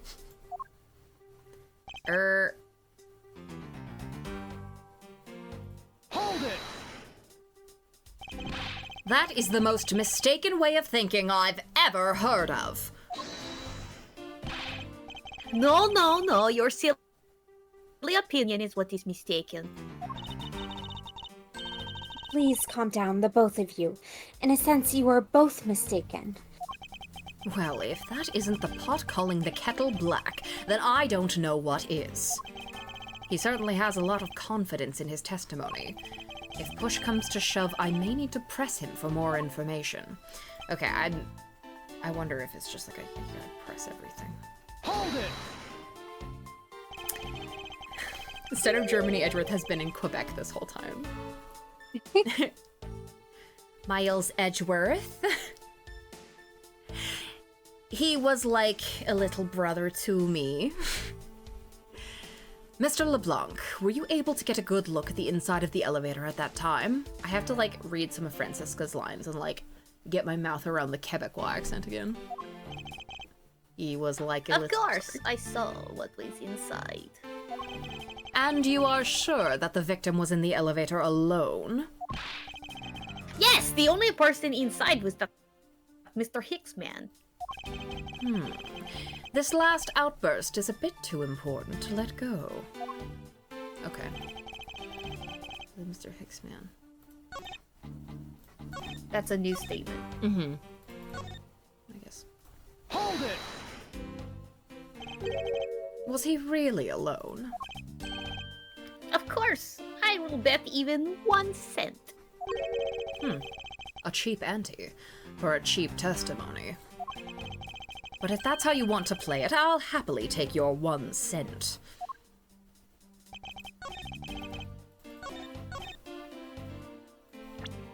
Objection! There we go. Grace, same here. I was literally in Quebec 3 weeks ago. Oops, I didn't. Hold on. Yeah, Mr. LeBlanc. What is it? There is a very glaring contradiction in your testimony. What do you mean? Please take a look at the area in front of the elevator. There, at the spilled grape juice. Yes? And? Will you admit you also spilled it with the blood? No, it spilled itself during the turbulence.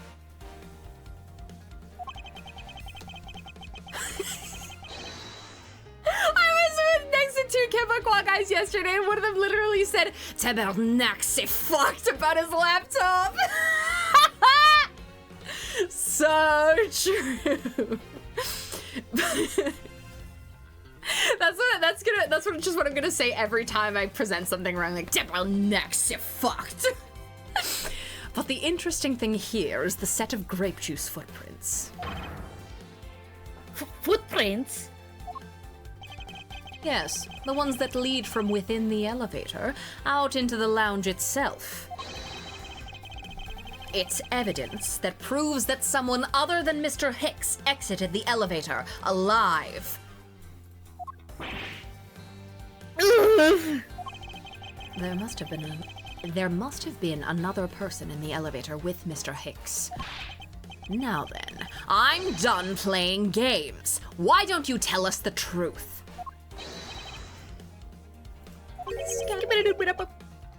Did you just say skibbity? What? No. Skibbity, skibbity, Ohio Riz. Can you please translate for us?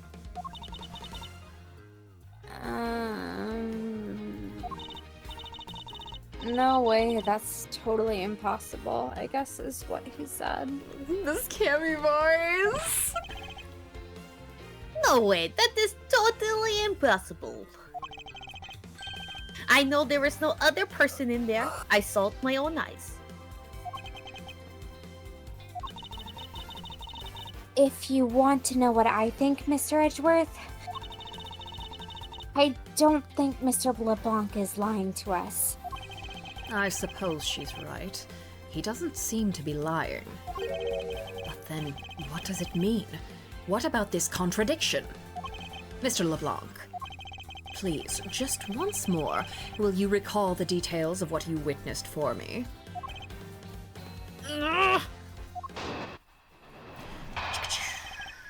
What is up, part 2?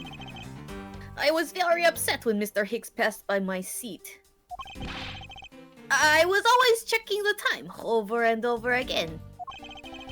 I happened to follow that man with my eyes when he passed me. And I saw clearly into the elevator he was entering. But I swear there was no one else inside. No one.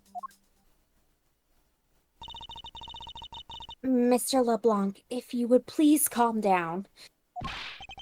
What? Dare you two have an issue with my eyewitness testimony? No, not at all. Please forget I said anything. Yet again, he doesn't appear to be lying. But I can't let this testimony stand as the truth.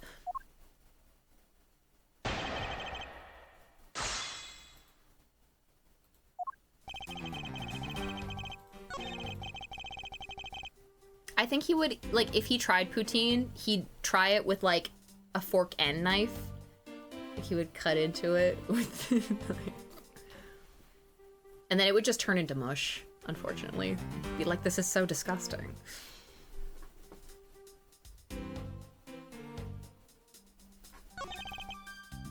I think the idea of like gravy on a french fry makes him like think it's poor people food. He's like, I'm not gonna fucking eat that. Yeah. It smells like pork in here.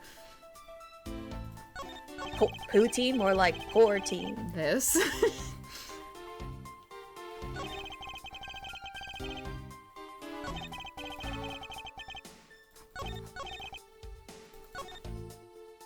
Hold it!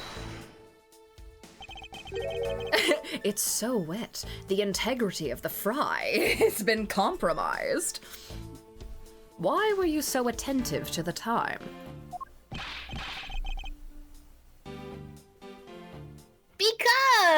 Because something unforgivable was happening.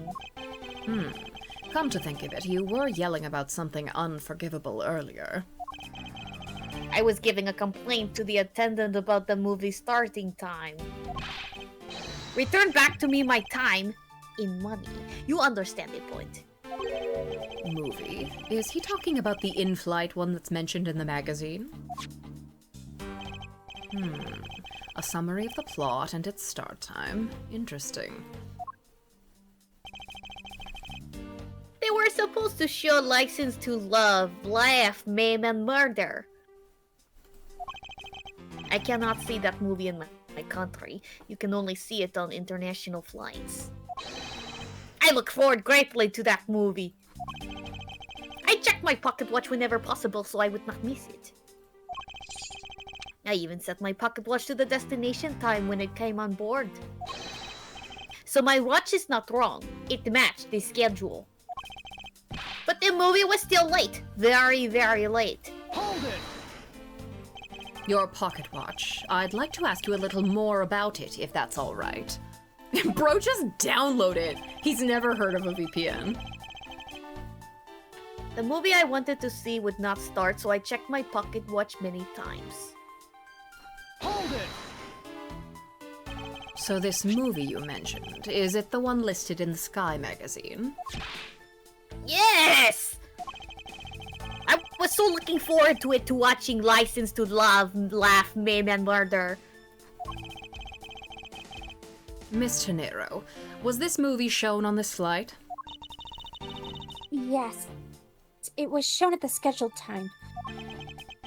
Isn't it possible you simply slept through it by accident? Nonsense, you doubt me? No. Now stop pointing at me like that. Odd. How did he miss a movie that he was clearly hoping to see? I checked my pocket watch a great number of times. That much I know for sure.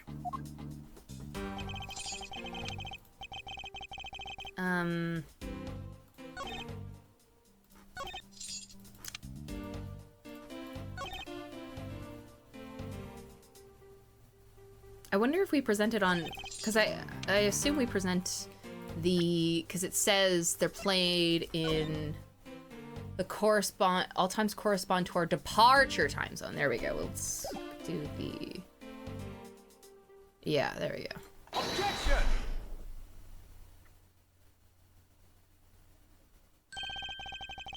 Mr. LeBlanc, you said this just now in your testimony.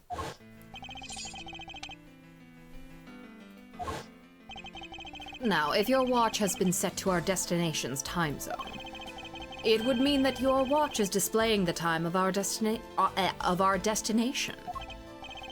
Yes, and the correct time is worth its 6 cents. I would like you to take a look at this. If you believe this Sky magazine, clocks on this flight run in accordance with the time of our departure time zone.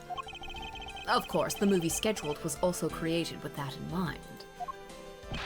Miss Tenero, for confirmation's sake, what time zone is this flight aligned to right now?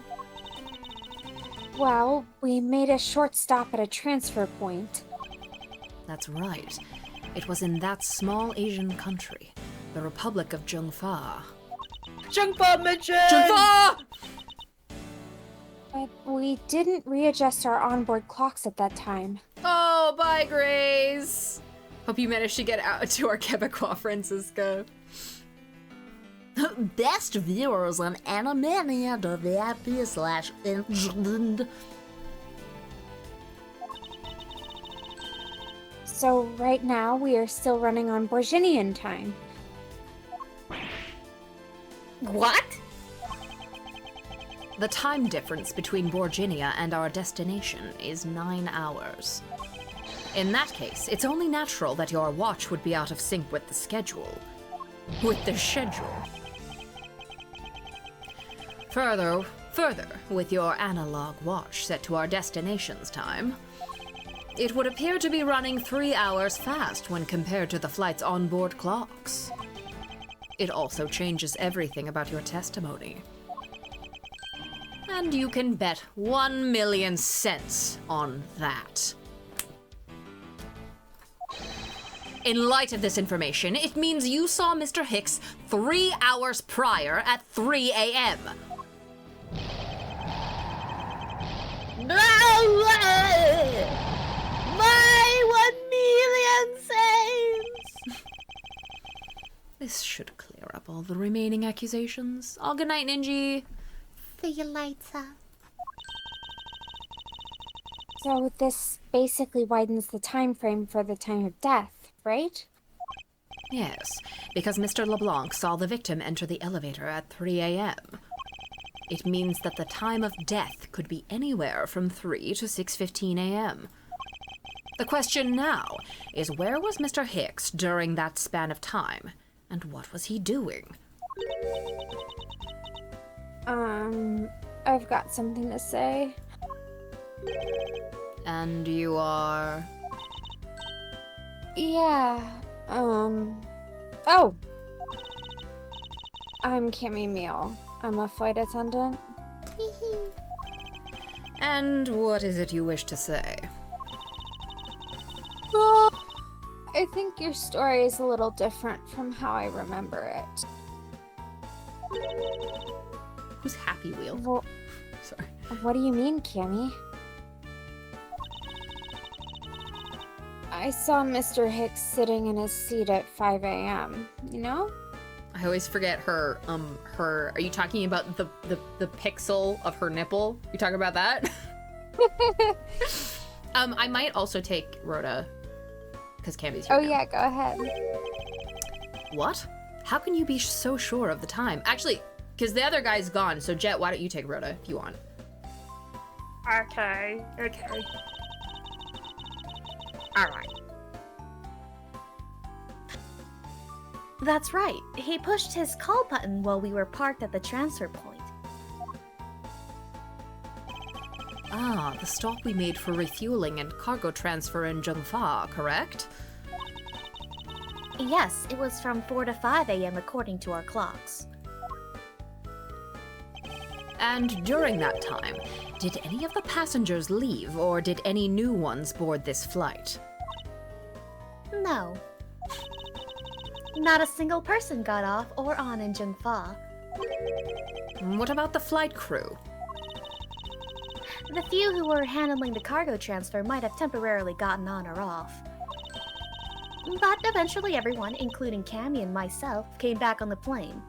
Her big grin. So basically, I can assume that no one left or got on since our initial takeoff. Interesting. I should keep that in mind.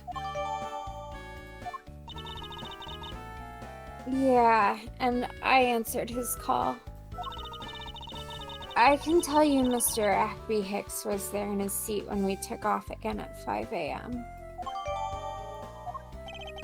Alright, then that puts the time of the murder between 5 and 6:15 a.m. Okay.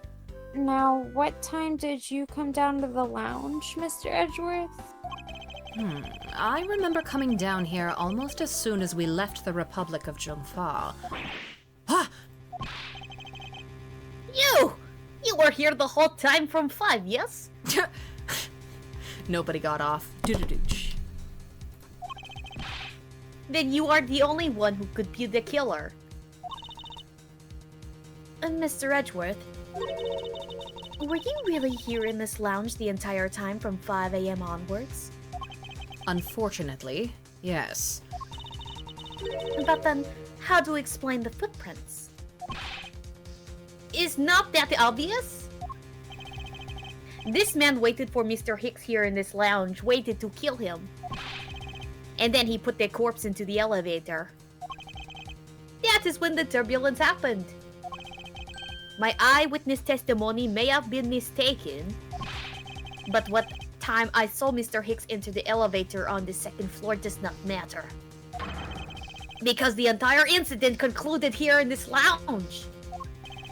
Everything happened in this lounge? Is that what you really believe, Mr. LeBlanc? Do you have another idea?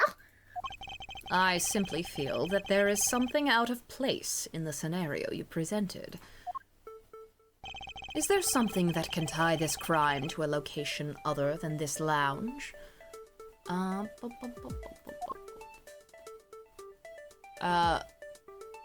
Transfer cargo?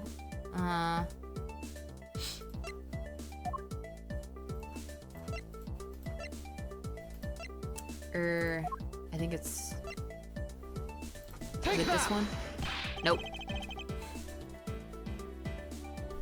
I don't need to hear your wild desperation stories. Grasping for weeds, I think is how you say it, yes? I didn't mean to pull that piece out. It was a simple slip of the hand, I assure you. Okay.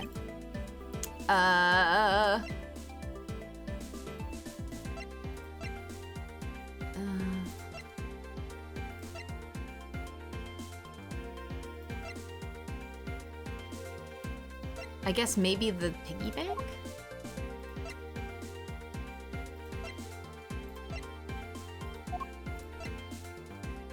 Take that! There we go. The murder weapon.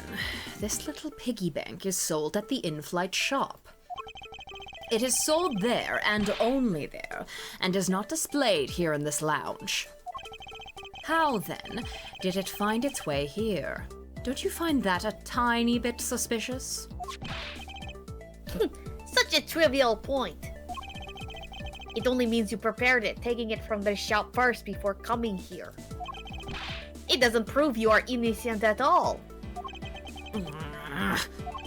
Is there no way to win with this man?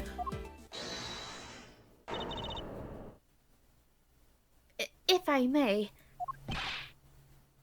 Oh my god, you take her back. Okay. What is it? You see, well, it's just as Mr. Edwards says. Oh, and why do you know this so well? Well, it's just that piggy bank was there in the shop. I saw it with my own eyes. And when was this? It was maybe around 5:40 a.m. Isn't that just before we hit that patch of turbulence? That's right. You were in the shop just before the turbulence? Yes, I was. Come to think of it. Miss Tenero, when I found the body, I believe you came out of that door. Yes, I did. And what is beyond that door? That's the flight attendant's room. Then you were on the first floor. Yes. I had to do something at the shop and the in-flight attendant's room. So I went to the shop first, and then to the flight attendant's room. Yeah, the flight attendant outfits are cute, but they kind of look like nurses' outfits. I think, like, especially with the hat, since they're, like, you know, like, white and blue, I think, like, maybe the scarf makes them more flight attendant-y. Are you saying you passed by me at some point? Yes, you seemed really into the issue of Sky magazine you were reading at the time. I don't suppose you noticed me walking by. I vaguely recall someone walking by, but I didn't take notice of who it was. Anyway, the piggy bank was definitely there at the shop when I went there. Why did you go to the shop in the first place? I went there for a work-related matter. Work, you say? Yes, the upkeep of the shop is also one of my responsibilities. Why did you not say anything about that until now is what I want to know. In any case, I believe it's clear that the shop needs to be investigated as well. Shall we head over there then? What is it now? Aren't you forgetting something, Ms. Rhoda? Don't you need the captain's permission to check the shop? No, I haven't forgotten. But I have already asked him for permission to search the entire plane. So I think we're all right. That's weird. What is? Well, I just talked to the captain, see? And he said that he didn't give you permission to do anything like that at all. What is the meaning of this, Miss Tenero? It means she's lying. Go on, admit that you are. You said you had permission to search all over, but you don't, and yet here you are. The scary voice. You, flight attendant, what are you trying to do? Pull the ship over us? I know she's hitting that weed pen in the Oh yeah. bathroom. Oh yeah. The captain's calling for you, Ms. Rhoda. Catch Cammy in the airplane bathroom tampering with the smoke detector. Oh, but don't worry. I already got permission to search the shop from the captain. See, unlike you, I do things the right way. Miss Tenero, why would you do such a thing? Please excuse me. Her fast walk. Yeah. Looks like I get to be in charge now. I want to stop getting Steam notifications. Please go back to your seat, Mr. LeBlanc. Now then, Mr. Edgeworth. If you would follow me, I will be your guide from now on. There's something about Miss Tenero that has piqued my curiosity. But right now, investigating the in-flight shop is my top priority. The girl is sleepy! Ugh, she is so fucking cute. Ugh! She's honk shoeing. She's She's literally honk shoeing. Bro, she's honk shoe me. March 12th, 8:32 a.m. flight G390 first floor in-flight shop. So this is the in-flight shop. It's quite a mess in here. You think? Guess I'll have to clean things up then. Hold on! You can't clean up a potential crime scene. Oh, thank goodness. I hate cleaning so much. I mustn't rush things here. I must remain cool, calm, and collected. Because this piggy bank was left at the crime scene. There is a very good chance that the killer had paid this place a visit. Alright. Look at her dead-eyed stare into the camera. Fucking love her. What are these?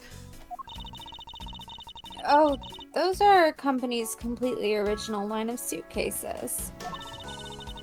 They're practically flying out the door. That's how popular they are. You should buy one and see how you like it. You won't regret it. Perhaps that's how things work on this flight, but in the real world, you try, then buy. No way. But either way, it doesn't really matter. True. Either way, why would anyone buy a suitcase after they've boarded the plane? Anyway, see that? Just look at all the Captain Yugo heads painted on there.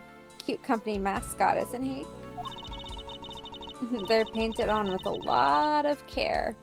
Doesn't he look like he's about to jump out at you? It is certainly making something jump inside my stomach.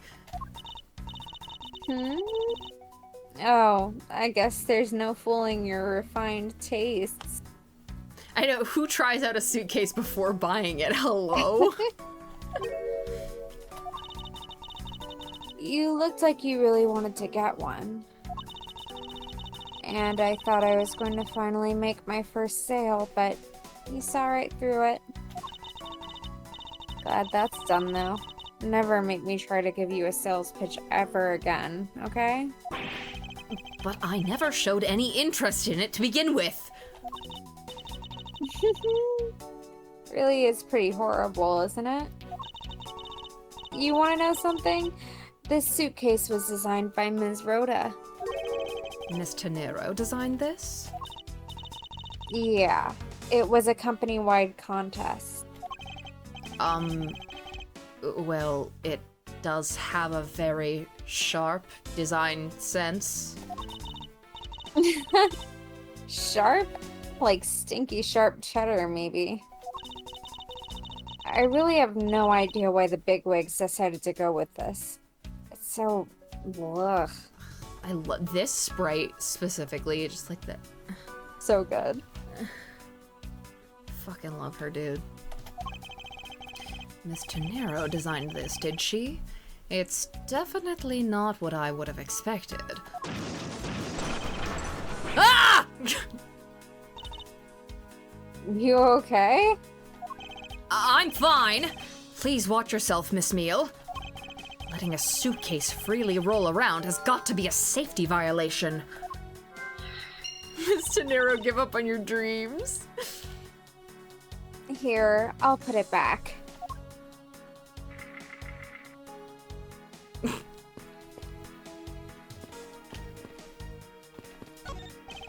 There is a wide selection of souvenirs for sale in these display cases. You know what I'd suggest? Sorry, but I have no intention of buying souvenirs on this trip. Okay, then how about you buy something from me then? As a present. I can't think of a single reason why I'd want to buy you anything. The way he's like, I can't think of a single reason. Checkmate.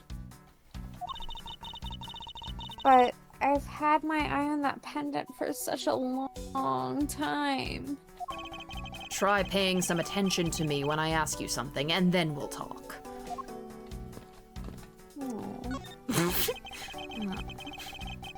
The glass from this display case's door is shattered all over the floor. And it looks like there's nothing on display inside either. Wait, actually, I think there is something. What's this? A mini captain's hat. A little baby bear.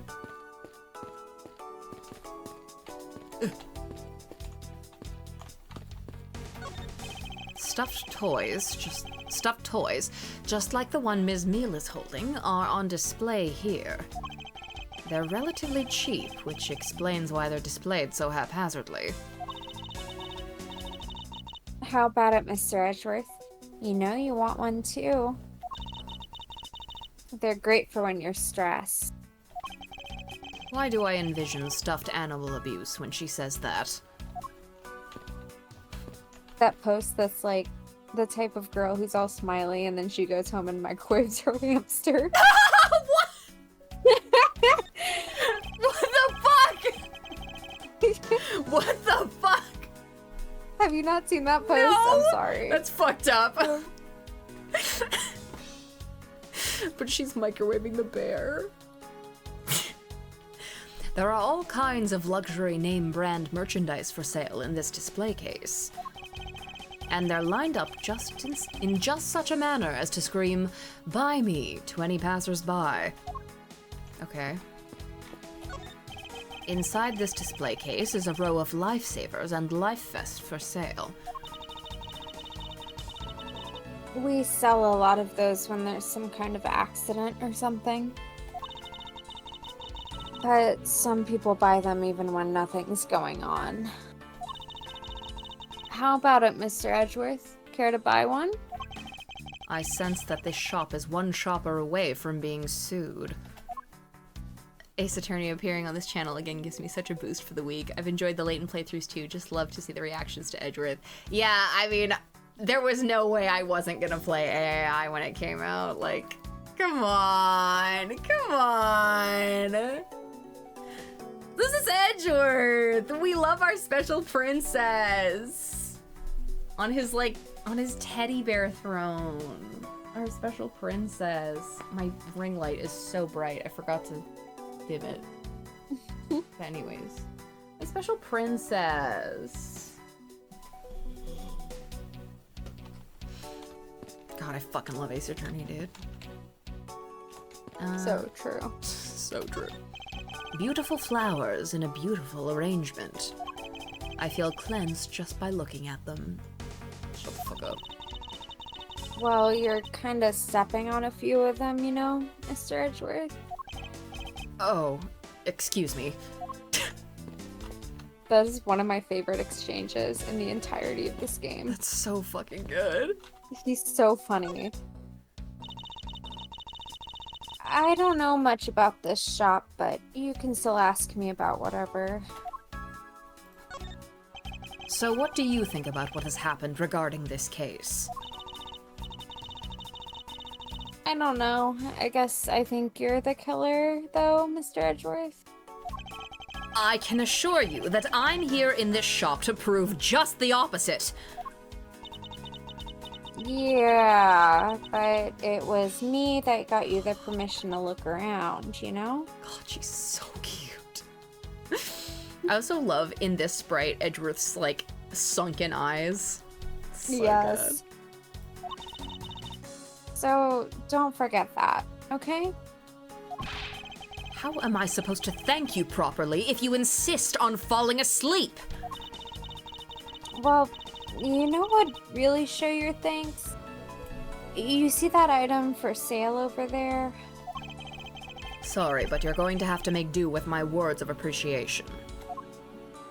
Okay.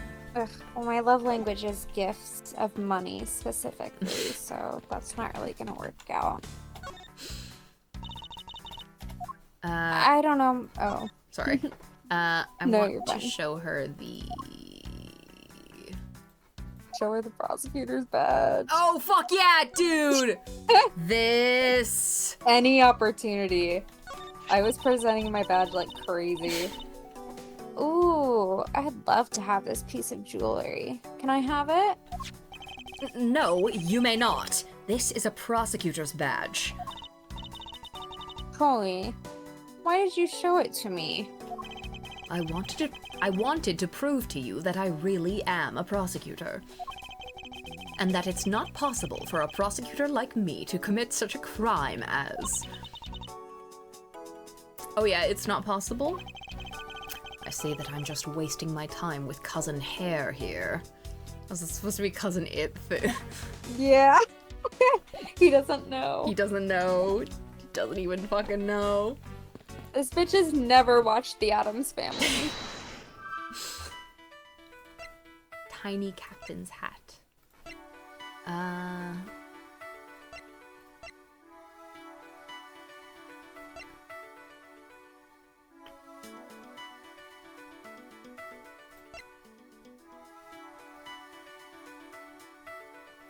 wonder if it's this. I don't know. Who wears that little hat? I know who wears that little hat, but I mean Captain Uggo wears it, but like I don't know if it's supposed to be on this thing. It probably is. I really love how you just started calling him Captain Uggo.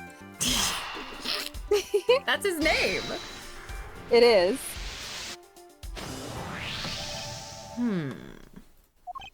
The hat probably used to be on the piggy bank's head. Let's give it a go and see. I believe this piggy bank was forcibly removed from this display case. Does this mean that the killer broke the glass to get at it? Captain Uggo. Piggy bank. Yeah? Really? Don't tell me you don't know. Don't tell me you don't know what things go where in this shop. Well, I don't. Ms. Rhoda's in charge of this place. So, come on. How should I know anything? I sense that further inspection of this display case is needed.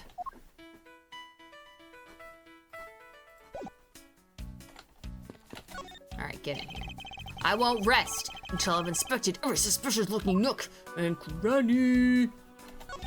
The glass on this door is broken. Perhaps it was the killer who broke it in order to take the piggy bank? But it's a bit odd that the inside of the case is so devoid of glass shards. Plus, the glass broke rather cleanly. What is it? I touched the glass and it cut my finger. It hurts, Mr. Edgeworth. It hurts. Please tell me you can deal with such a minor cut on your own. No, I'm standing here bleeding. I'm bleeding out, Mr. Edgeworth. Suck my finger. No. Whoa! Never mind. I'm sorry. Whoa! I took the bit too far. Go-You Airlines related books line this shelf. The history of Go-You Airlines. The future of Go-You Airlines. The 7 wonders of Go-You. Fight on, Go-You Airlines. Working name, Go-You Airline. You-Go Airlines. You-Go-You Heart. The titles make it very clear that they won't be making the top sellers list anytime soon. Okay.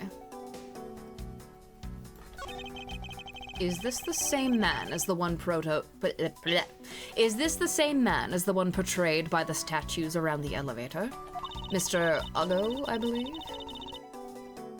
Yeah, that's a paperweight of the founder of Go-You Airlines, Mr. Hugo Hughes. On the bottom shelf, we have the cute one. The middle shelf is the realistic one. And on the top shelf, that's the floral version. Floral? Are you sure about that? Let me guess. You just said the first thing that came to your mind, right? Looks like...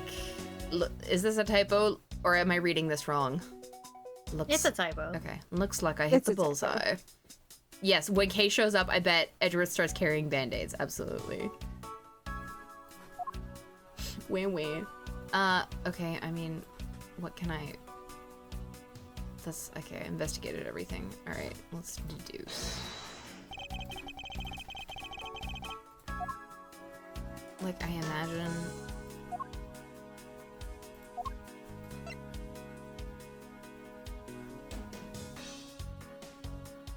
Like, it can't just be this again, can it? It can. Oh, okay, well, I guess it But well, remember, he kept saying he had to break the case in order to get this piggy bank, and then he said, oh, but there's no glass inside. I guess. Therefore, 'cause what the happened... Right. The suitcase thing. Whatever. There is definitely something very unusual about this. About what? If the killer had broken the glass to get at the Captain Uggo bank, there should be shards of glass inside the case itself. Ooh, I see. Yeah, I guess it'd be like that. However, there's not a single piece of glass inside the display case. Nope. No, there isn't. Which means that the glass was broken from the inside out. The piggy bank must have fallen over from the turbulence and right through the glass. Yeah, that's for sure. There's so much glass all over the floor. I'm willing to bet that this hat was knocked off its head at that time, too. Eh? That's nice. Which leads me to believe that the killer took the Captain Uggo bank from here after the turbulence.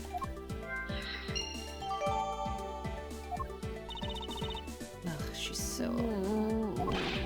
Take your power naps on your own time, Miss Meal, and listen when I'm talking.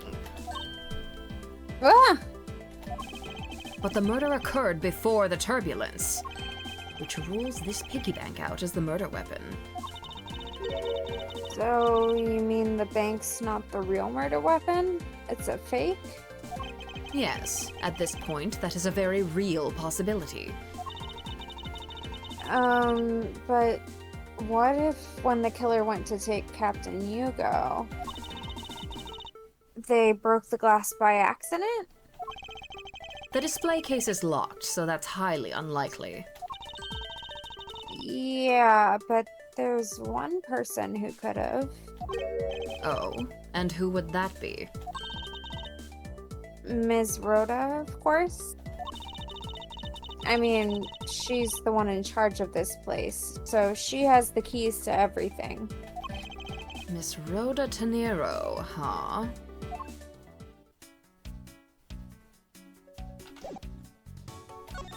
Okay.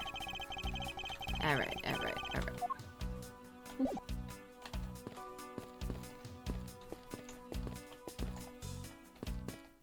Wait, can you get a shot of them both looking at us? I'm scared. Ah! Sorry. Scary. I gotta snip this.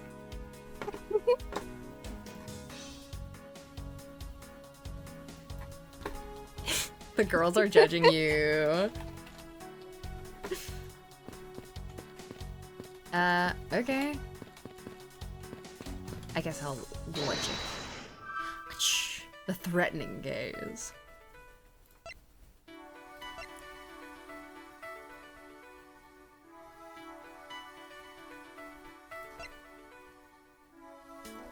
I mean, we can connect these. Yes, there is definitely something wrong here. What's with the sudden yelling? Tell me, Miss Meal, don't you think there's something strange about these suitcases? Well, sure. They totally ooze strange, like the color and the such. That's not what I'm talking about. Now pay attention. Yeah, you're scaring me, Mr. Edgeworth. Sorry. these suitcases are lined up a bit too prim and proper. Yeah, they look a bit uptight, don't they? But I guess they take after the creator. Again, that's not what I mean, Miss Meal. Don't you find it unusual that these cases are the only things undisturbed by the turbulence? Never mind, I'd sooner find an answer by inspecting these suitcases myself. Upon closer inspection, they really are quite hideous. I wonder how Ms. Rhoda would have reacted if she'd heard what you just said. What's wrong? She makes a good point. It would be wise of me to watch what I say out loud. What's this? What's this? I've spotted something that's not quite right. What's so unusual about this suitcase? Oh.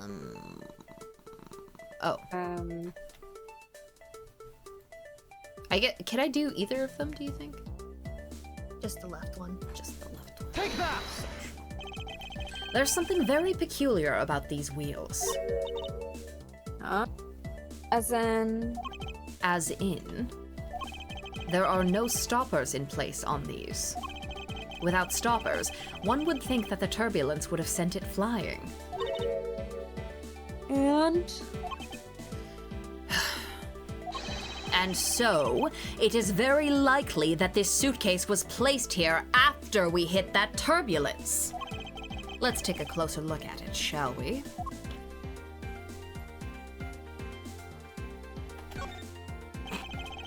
This was apparently designed by Miss Tenero herself. The design has a certain je ne sais quoi about it. Yes, perhaps that is the best way to put it.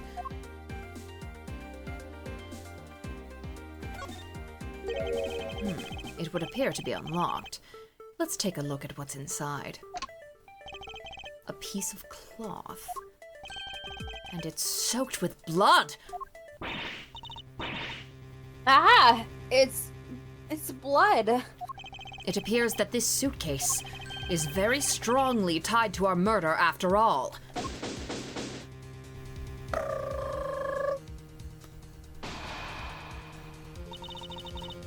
So, explain this to me. French suspicious. What does this suitcase have to do with the murder? I believe it's pretty safe to say that the killer used this suitcase in some manner. Such as to move something, perhaps? But aren't you just talking about the cloth, then? That alone is too small. A larger item would be needed to move what I'm thinking of. The thing I believe the killer used this suitcase to transport is... Probably Take that! something that would fit inside a suitcase that is also covered in blood. Wow, that's a sick, redacted reference. That's quite the redacted reference. Sounds like a dead body, doesn't it?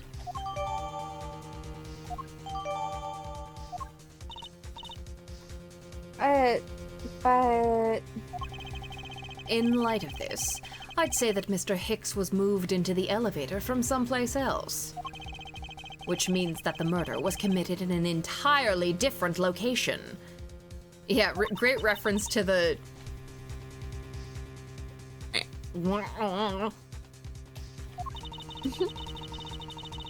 So you're saying that after moving the body into the elevator, the killer brought the suitcase in here and just left it? Bye, bacon fish! Exactly. What is it? Nothing. Just that I was thinking about what Ms. Rhoda said about coming here for something. This is probably her, right? Excuse me, Mr. Edgeworth. Jet, do you want to take her? Sure. I wanted to give you a bit more time. But I'm afraid I wasn't able to convince the captain. I'm very sorry, Mr. Edgeworth, but the captain feels that he has allowed you ample time. He says that he'd appreciate it if you could wrap it up here and return to your seat. I understand his sentiments. However, if I'm not allowed to complete my investigation, the crime scene may become contaminated by the time we land. If I must stop, then I insist I be allowed to oversee the preservation of the two sites. Under your supervision, of course. If that's your only condition, then I believe we can accommodate your wishes. I'm here to assist you in any way that I can, Mr. Edgeworth.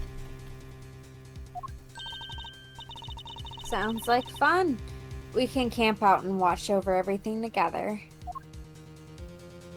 I've found proof that the real crime scene was not in the lounge. And I have enough evidence to prove myself to be innocent of any wrongdoing.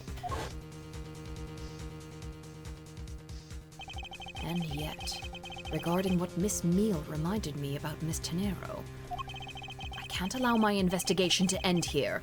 The truth must come to light.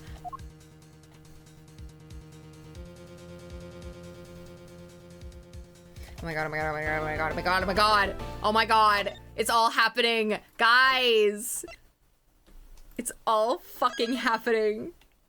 It's literally fucking happening. All fucking happening. March 12th, 1 o'clock p.m. local time, Hope Springs Airport. I know that once we had landed, I'm supposed to let the local police take over. And thanks to Miss Tenero and Miss Meal, I was able to preserve the crime scene. But I just can't shake it. I wasn't able to talk with Miss Tenero in private. So I'm left wondering just what she was up to. Why did she do what she did? There must be a way for me to continue my investigation. I've been expecting you, Miles Edgeworth. Woo! Yeah! Woo! Yeah, yippee. All right, Jet, if you wanna. Franziska, I thought you were still in Germany.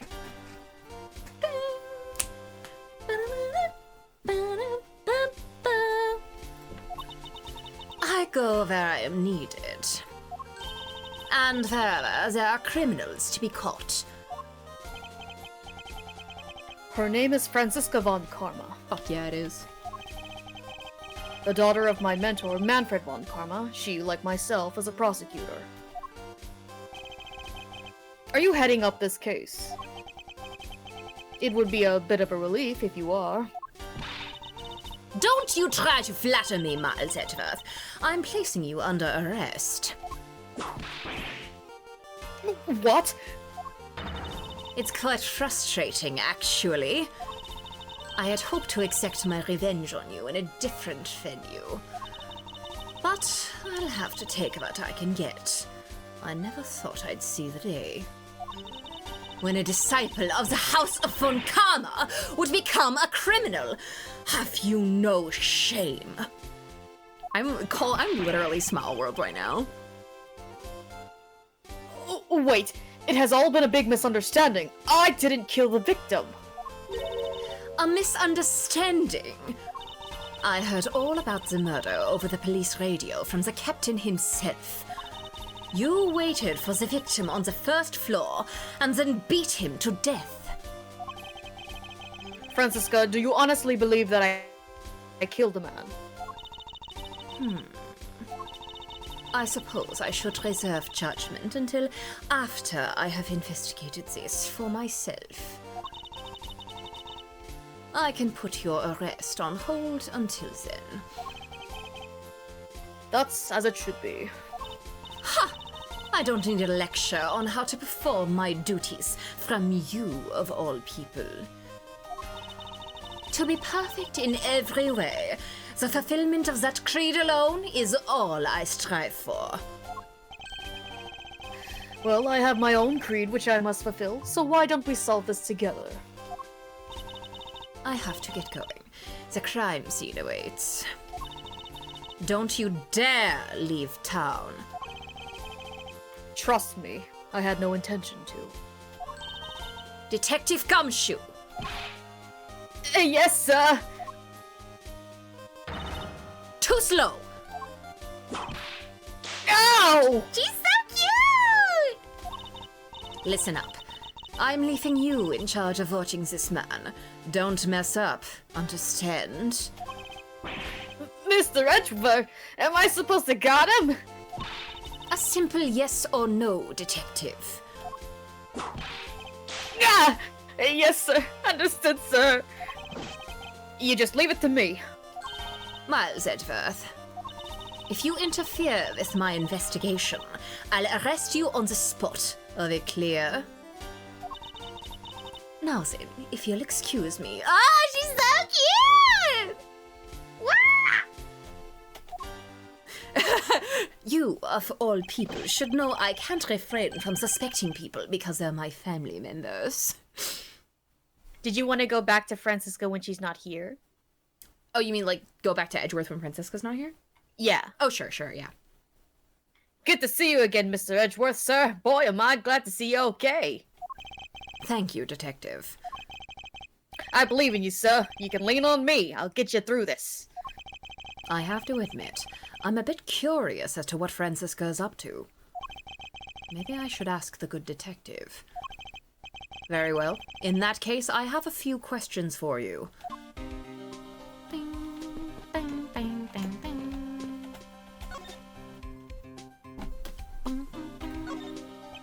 So, how is the initial investigation going? We just shipped the body off to a coroner's office. And we're taking statements now, sir. That sounds like Francisca. She was always good at quick responses to a case. I'd say she was, a little too quick, sir. Oh? How so?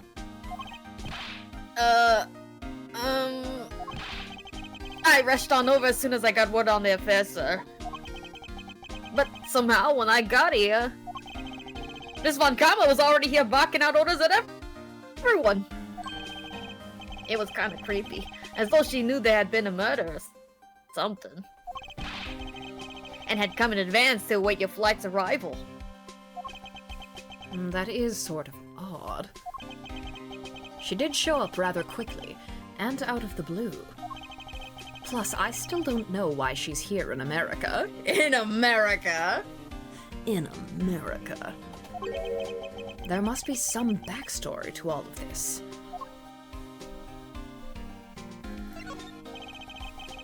Miss Von Kama just kind of popped up at the prosecutor's office about a week ago, sir. Something about chasing down leads related to a certain incident. Never forget, right? This is America, land of the free! Are they paying you to say that? No details? It's kind of top secret, so she can't talk about it, even with me, sir. Knowing her, the only type of talking she likes to do... The only type of talking she likes to do is with her whip. Plus, I doubt the top secret part was what stopped her from talking to you, detective. Although, I wonder if her case has anything to do with mine. Anyway, that's about all the info I have, sir. We should find out more as we investigate. Yes. It is high time to resume my investigation. Starting with talking to the people involved in this case afresh. Alright. Let's fucking go, dude. She's so short. Look at her. So you must be the captain. Yeah, exactly. She doesn't let something as simple as NDA or classified information stop her.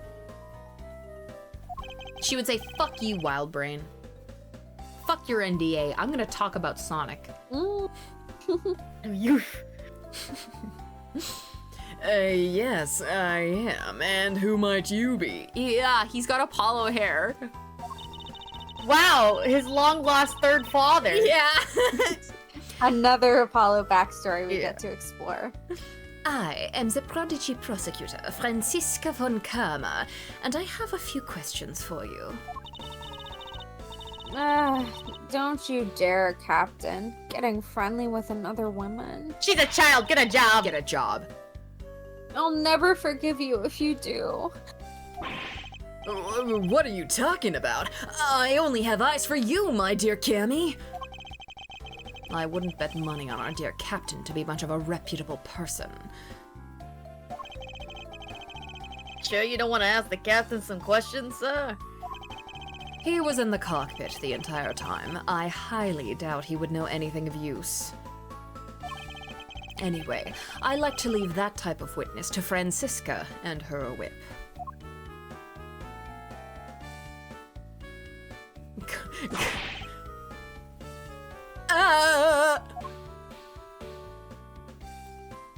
Lamau.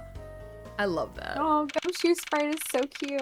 I was gonna say that too. I was like, I can't hate. I can't hate the sprite. March 12th, 1:40 p.m. Flight G390, first floor lounge. Now see here. Ah! Sorry, I'm so sorry. How long do you intend to hold me? It is impossible for me to be criminal. I told you. Mr. LeBlanc. Oh, it is you. Tell this man to stop stopping me from going. Time is money. I don't even have 1 second of wasteful time to spend. Misandrist queen, so true. Sir, you can't go in there. I'm Miles Edgeworth. I am one of the prosecutors on this case, so please, let me through. I'm very sorry, sir. No one's allowed to enter without Miss Von Karma's express permission.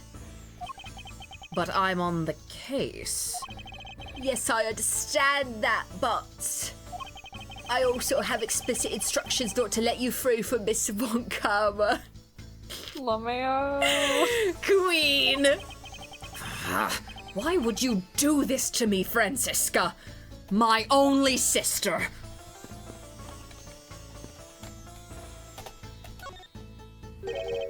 Did you finish taking his statement yet? Yep, all done, sir. I do not concern if you're not done examining the cargo hold. I want my cargo back. If you make a single scratch on my art, you will pay. Art? What sort of art? Mr. LeBlanc is an art dealer, so he's got a bunch of artwork down in the cargo hold, sir. There's practically a mountain of them, large and small. From folk costumes to stone statues, I sell all kinds of arts. Folk costumes? Speaking of which, Mr. LeBlanc's hat. It kind of looks like that other piece of cloth. Maybe I present it to him?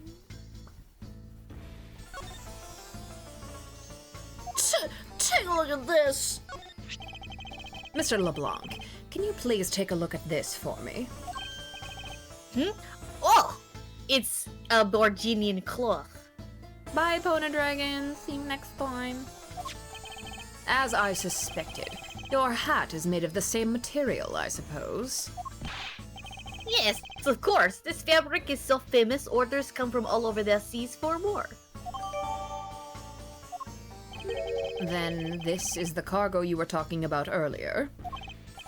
No. My cargo this time is much many gigantic. Yo, detective! When can I have my cargo moved? You can get your cargo back when we're done investigating, pal. The stubbornness of your police, it is no good. And it is no good that attendant refuses to exit the attendant's room. No, or two. What the fuck? That attendant. I wonder if he's talking about Ms. Tenero.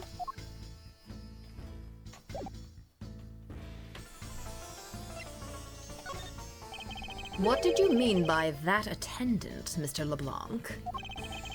She was taken into the attendance room for her interview. And then they still have not come out.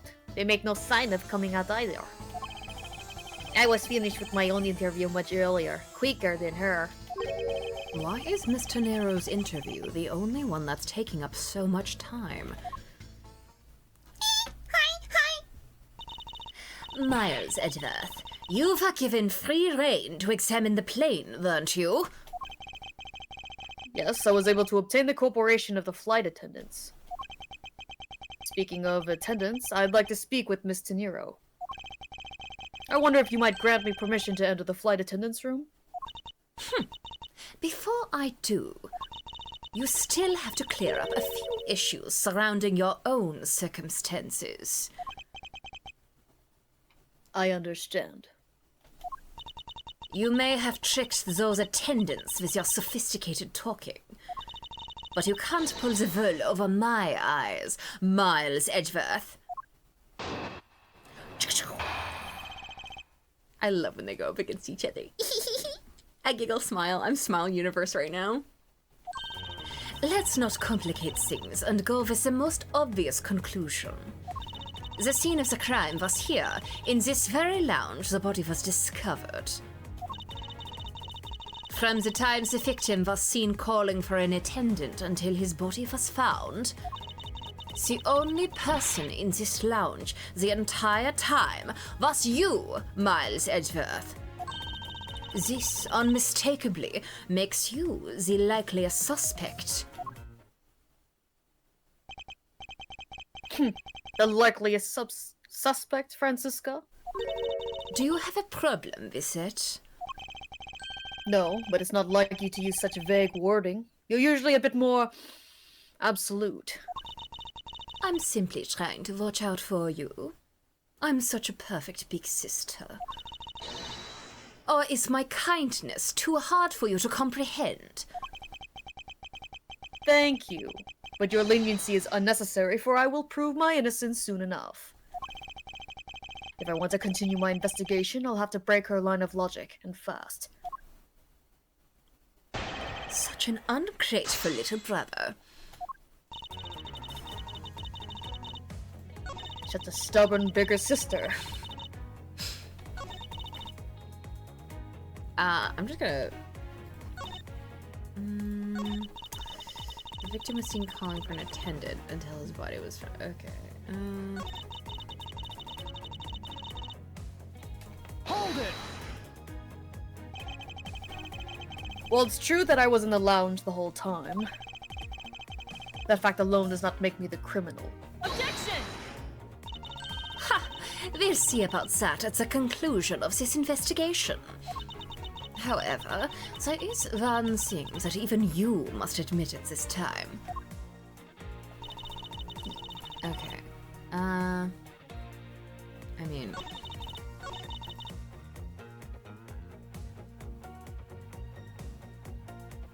Hold it! What do you mean by scene? Please stop pretending like you don't know. It's insulting. Obviously, I'm talking about how Mr. Hicks was seen calling for an attendant at 5 a.m. And then, from the time after that call until the body was found...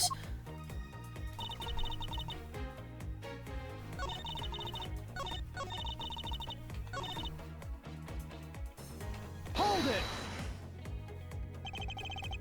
So tell me, Francisca, do you know all there is to know about the crime scene? I know all that I need to know in order to arrest you. And nothing more? Are you saying there is more I need to know? Ugh! Why did you whip me, sir? Sorry, Scruffy. My hand must have slipped. It would appear that Francisca doesn't have all the facts of this case yet.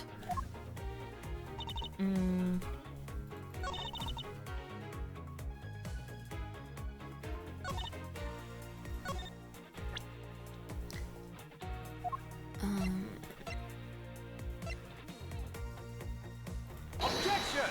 There we go.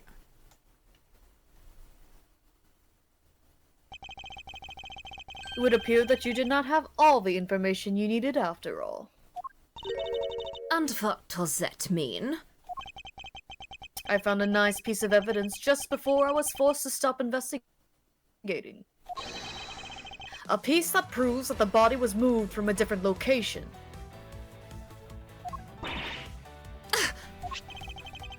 The killer used the suitcase to move the victim's body. Meaning that the real scene of the crime is not this lounge at all. Objection! Now who's the one rashly jumping to conclusions? Excuse me? All you did was find this piece of cloth inside the suitcase. That doesn't prove the body was moved. It could be that the killer simply chose that suitcase as a good place to hide the cloth. I expected you would come to that conclusion. It would seem I can't escape that easily. You should know better than that. A von Karma is perfect in every way. Ah, but did you know that the killer definitely wheeled the suitcase around at some point? Objection! As if there is proof of that. Their back and forth is going crazy! Go so crazy!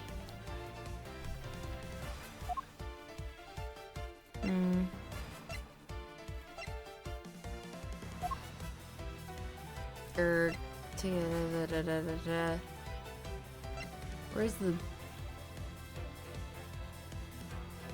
This one's kind of tricky. Is it this because it's the suitcase wheels? Yeah. Okay. I say tricky is because, like, in the initial picture, it's not, like, completely obvious until you zoom in. Yeah, and like they never talk about it at all. They never like connect Yeah. it. Yeah. Spilled grape juice in front of the elevator. Yeah, AAI's baseball ass music. Peanuts dancing. Yes, and I'd like to draw your attention to this area here. Where is the evidence that proves the killer dragged the suitcase through here? I ask myself in my head. Yeah. My thoughts. After I've already made the argument. This mark here. Wouldn't you say that it looks suspiciously like tracks from two wheels? I suppose. Further, there is also grape juice residue on the wheels of the suitcase. This means that the suitcase containing the victim's body definitely passed through here. I suppose this means that the killer did move the victim's body from somewhere else. I'm glad you've come to your senses. Objection! Not so fast!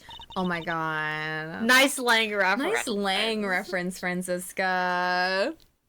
We Oh, love shit. Interpol. We love Interpol. Scoutmaster Demi, rating with a party of 16. Hello, welcome. There's a sibling fight happening. Not so fast. This still doesn't put you in the clear. Not by a long shot.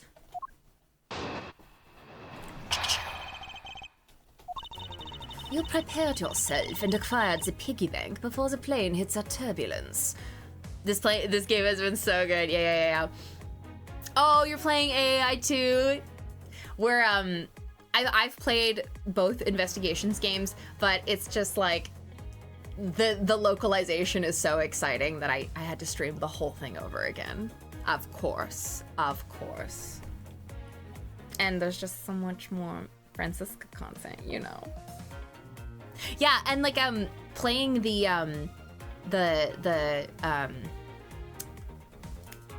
remastered Investigations 1 has been very interesting, seeing those changes from like the pre-existing localization. Yeah, we're all Ace Attorney nuts here, and thank you for following. Welcome. Oh yeah. Don't spoil me on any of the AAI2 localized names, because I'm going in blind. I read this. And then you waited for the victim in the lounge, where you beat him to death. Then, while you were in the elevator with the victim's body stuffed into the suitcase, The plane hit that patch of turbulence, and out flew the body from within the suitcase. With no way out, you hastily put the suitcase back where you had taken it from, and pretended to be the discoverer of the body. Not a bad bit of logic for something you thought of on the fly. Oh, and more cowbell also followed. Thank you. Just what are you insinuating? That I will show you exactly how flawed your logic is. No matter how strong of a face you put on, not even you can hide your fears from me. I'll expose the flaws in her logic in one fell swoop.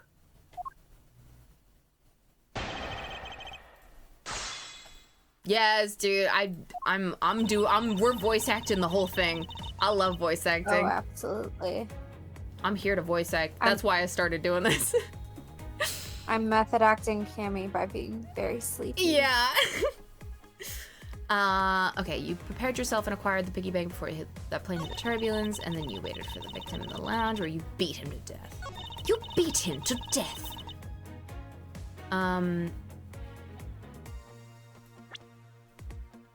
Does it say that Rhoda is the only one that can get in here anywhere?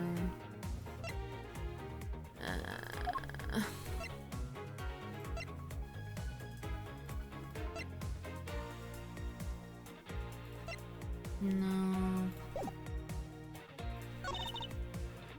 You waited for the death, that's while you're in the elevator, but the plane hit that patch of turbulence and out flew the body from within the suitcase. With no way out, you hastily put the suitcase back where you had taken it from and pretended to be the discoverer of the body. Tony, it's the voice of Asogi. No! Read your evidence! No! Read your He's evidence! always telling me this! I always keep this on my desk to remind myself, but like, him saying, you're making this complication more complicated than it needs to be. Oh my god. Wait, let me make my webcam bigger so that everyone can see just how beautiful he is. I keep this on my desk. Is it gonna focus?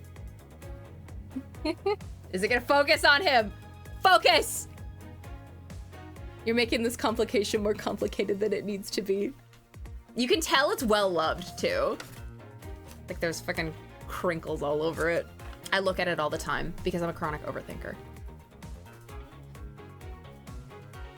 Oh! You must play the greatest attorney. You must.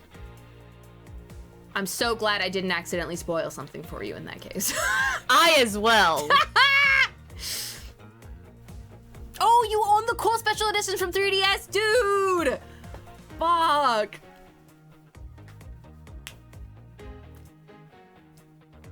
I have to try. Oh, I have Try Your Best Ace Attorney in my wallet. Yes! I still have that extra one that I kept meaning to send you, and then I forgot to take it with me that one year. I don't have any in my wallet, but I do have irradiated plush Paulo on my hard drive. That's so special Beautiful. as well. Sogi Mia or unionization, please read your evidence. Okay, I'm gonna read my evidence. I'm gonna read it. Picked up off the floor. Yeah. There's but a passport inside. Found at 6:15 a.m. inside the elevator on the first floor. It was hit in the back of the head. Details, meals, movies, and other services.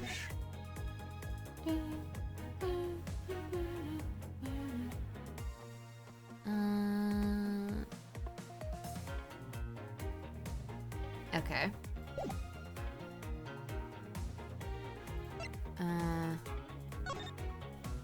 No.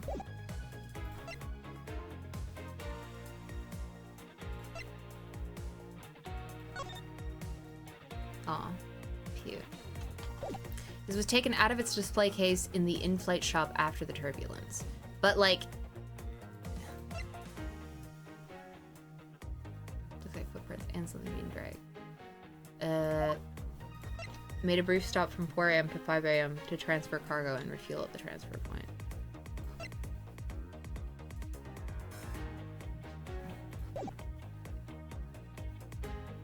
Go back to the first statement. Okay, thank you. It acquired the piggy bank, but like, okay. I know it's supposed to be like that, but like, I don't know. I just feel like us saying that we got it after, or that it was like taken after the turbulence. It's like, it doesn't prove that, whatever. We're just trying, because, like, Francisca came in after the fact. Like, obviously we know all this stuff. Yeah. But it is still sort of a tutorial case. True. Yeah. The fact that you took this piece of evidence into account in your testimony is to be commended. Your legal prowess is certainly something to be feared. This. Evidence and logic. Essential tools that those who would stand in a courtroom must learn to master. But what if there was a fake piece of evidence thrown into the mix? A fake? This Captain Ugo piggy bank is just such a fake. It is not the real murder weapon. What? The timing of when the bank was taken from the shop is important. And it was taken after the turbulence had occurred. But then, what about the blood on the bank? What do you make of that? I assume it was added after the murder when the killer fabricated this weapon. Looking at it this way, the killer basically did 3 things after the turbulence. There I was, on the floor, after exiting the elevator. You looked pretty stupid lying like that. And my head hurt pretty damn hard too. You deserve it! The killer brought the suitcase to the shop and left it there. Then the killer proceeded to pick the bank up off the floor. And took it to fabricate a fake murder weapon by hitting the victim on the head. Yeah, us pronouncing it like Ugo makes it more accurate to his character. Yes, exactly. Him fucking saying psycho locks. Finally, the victim's wallet was planted on my personage, in my pocket to be precise. In my personage. Everything was done so that I would be framed for the murder of Mr. Ackley Hicks. You there! Yes, ma'am! Other than this piggy bank, was anything else resembling a murder weapon found? We didn't find anything in this lounge or in the shop that could be used as one, ma'am. Most of the items that could have been used were broken during the turbulence. And the remaining items all tested negative for any trace of blood. I see. Well, Miles Edgeworth, it appears your stall tactics are at an end. But it's possible that it's just hidden somewhere, sir. If the criminal had wanted to hide the weapon in a safer place, I'd think the weapon would have been hidden in the same place as the bloody cloth. Exactly what I was thinking. Because the cloth was hidden inside that suitcase, it signals to me that the killer had not prepared a more secure place to hide the evidence. Which means that the real murder weapon is either still on the murderer's personage, or still at the real crime scene. Objection! There is one more possibility. And that would be... that the piggy bank is in fact the real weapon. But didn't we just... Let me finish! The killer took the bank out from the display case before the turbulence by opening the lock on the display case door. And it was at that time that the glass pane in the door was broken. I'd say that's a perfectly reasonable line of reasoning, wouldn't you? Let's see. So that means that the killer had the key to the display case. Francisca, the person you're talking about, Not so fast. I'm not finished. The person I'm talking about also committed another sin. She tricked the captain and granted you permission to conduct your investigation. Yes, it is the sin of lying. Speaking of which, I recall that you also wish to speak with her. Yes. Very well. Permission granted, but only if I can sit in on your interrogation. Do we understand each other? I have no intention of interrogating her. But you are welcome to accompany me if you so wish. Miss Tenero is in the flight attendant's room. Let's move. Let's move, Miles Edgeworth. Let's go, lesbians. Turnabout snare lines. What's up with that? Hairlines. Hi, Vonnie. March 12th, 2:23 p.m. Flight G390, first floor flight attendant's room. Do we want to stop here? If you finish this, well, it's up to you. But you'll talk to her, do some presenting, and at the end, it'll go on to the next part. So it's up to you. I would say this is another 10 to 15 minutes. Grace, what are you thinking? I could be down, and I can be Tenero if you want. Okay. What's everybody thinking? Are we good to go for a little bit more? Yes, I do have work early tomorrow, but it's only a half shift, so I think I should be okay. Okay. Nice. All right, let's go. So you're the one who poked around inside this plane without the captain's permission. Deviating from the flight attendant's manual is very unbecoming, you know. What were you hoping to accomplish by doing that?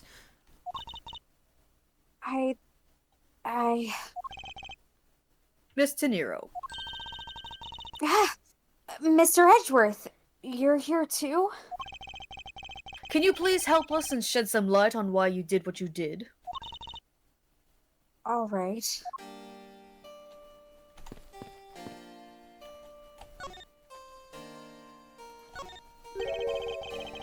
Why did you lie about receiving the captain's permission like that? Because I didn't think I would be able to get his permission. Tony, you never have to worry about me getting sleep. Love and light. It's 1 p.m. You know what? This is the one time that time differences will work in our favor. What do you mean? The captain... he only has ears for Cammy. I spoke with the captain a little earlier myself. He definitely seems to be rather taken with Miss Meal. Yes, and on top of that, I had mistakenly accused Mr. Edgeworth of being the killer. I wanted to make amends. In that case, please allow me to thank you for what you did. Thanks to you, I was able to clear myself of all charges. Really? EST time zone warriors. Ugh. You were able to prove your innocence? Oh, thank goodness. Miss Tenero, is it? There is one more thing I'd like to ask you. You were in the in-flight shop just before the turbulence, weren't you? Please answer honestly. Yes, I was. And why were you there? Well, Why the sudden hesitation? Francisca seems to have struck a nerve.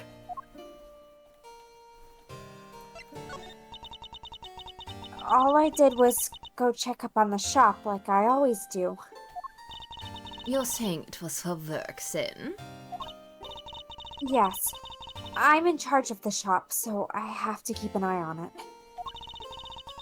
I don't have any reason to go there otherwise. After your visit to the shop, you paid a visit to this room, correct? Yes, I came back to freshen up and adjust my makeup. I'm sorry, but there isn't much else to tell. Mr. Nero claims to have no reason other than duty to go to the shop. But is that all there is to it? Maybe I should ask her about the thing. That vague thing. That thing. Thing. My prosecutor's badge. Wait. Sorry, hold on. Well, go on. Let's hear our troublesome attendant out. Damn it. In due time, I do have one thing I'd like to ask you. Yes. Do you plan to continue using that whip for the foreseeable future? Of course. I've wrangled many a testimony out of people thanks to it.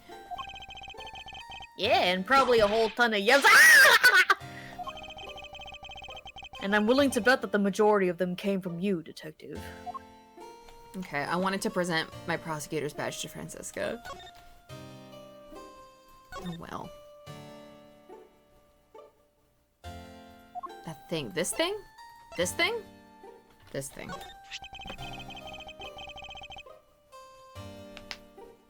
If you could please take a look at this for me, Miss De Niro. Oh, that suitcase. Yes. About the suitcase. You are the one who designed it, correct? And I think I figured something else about it. Other than it being fucking ugly. This suitcase is the reason you went to the shop, isn't it? There's nothing you won't find out eventually, is there?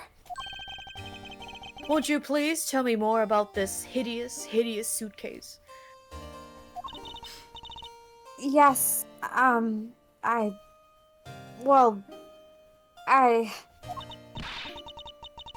was interested in seeing how the suitcases I had designed were selling.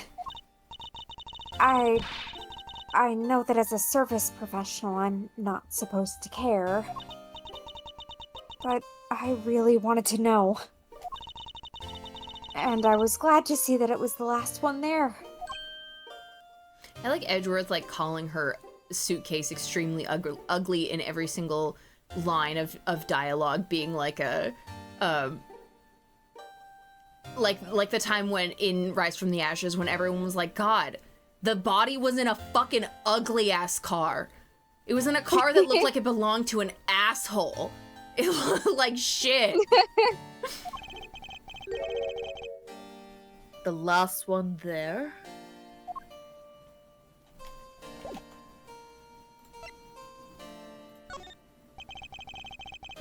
So you're saying, Miss Chiniro, that the suitcase in question was the last one? Yes. They're just so popular, they're practically flying off the shelves. That's not exactly the impression I got.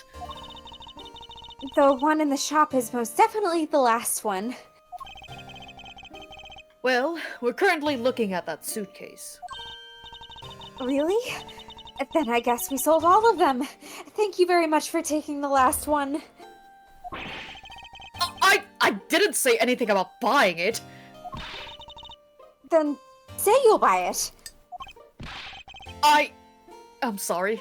I can't. But why? I think it'd go great with your complexion, Mr. Edgeworth. It really suits you. I guarantee it personally as a service professional. Well, that is... How should I put this? It's hideous. Oh, your Discord is scream-phobic. I'm so sorry. One moment. Okay. What? Maybe that was a bit too direct. I'm moving on. My issue with the suitcases, besides it being... Well, it's not the design, it's the number of them remaining. Remaining? I think he regifts the suitcase to Phoenix. Yeah, Phoenix wouldn't care, he'd use the fuck out of it. There were 2 suitcases in the in-flight shop when I investigated it. 2? But that's impossible. I'm sure there was only one. Looks like her story has generated quite the contradiction. When I left the shop, Sorry. I'm positive there was only one suitcase left. Something is amiss here. What could be the meaning of this inconsistency?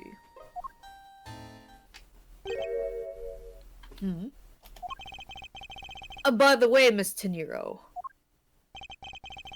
what is one of those suitcases doing here? That's... I thought you said there was only one left.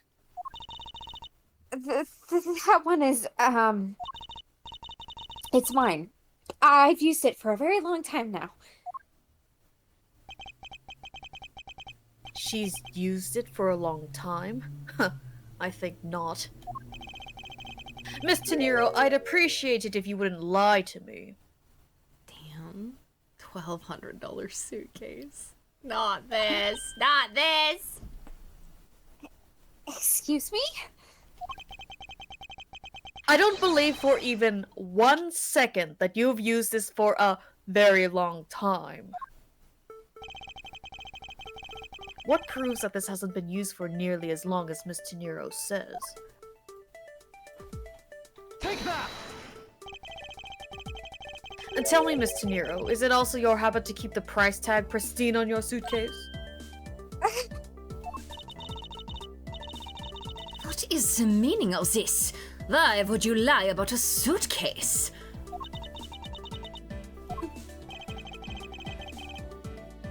Despite having faith in her design sense, the sales numbers made her cry bitter tears. The truth is becoming increasingly clear to me.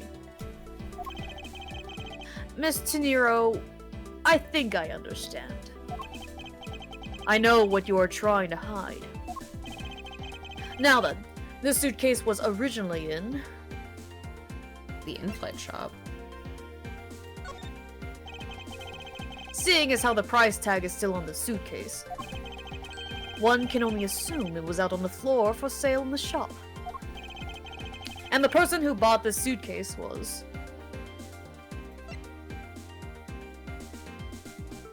I mean, I assume it's her, because she's... Take that! It was you, wasn't it, Miss Teniro? I hate to say this, but the suitcase that you designed... It hasn't sold very well, has it?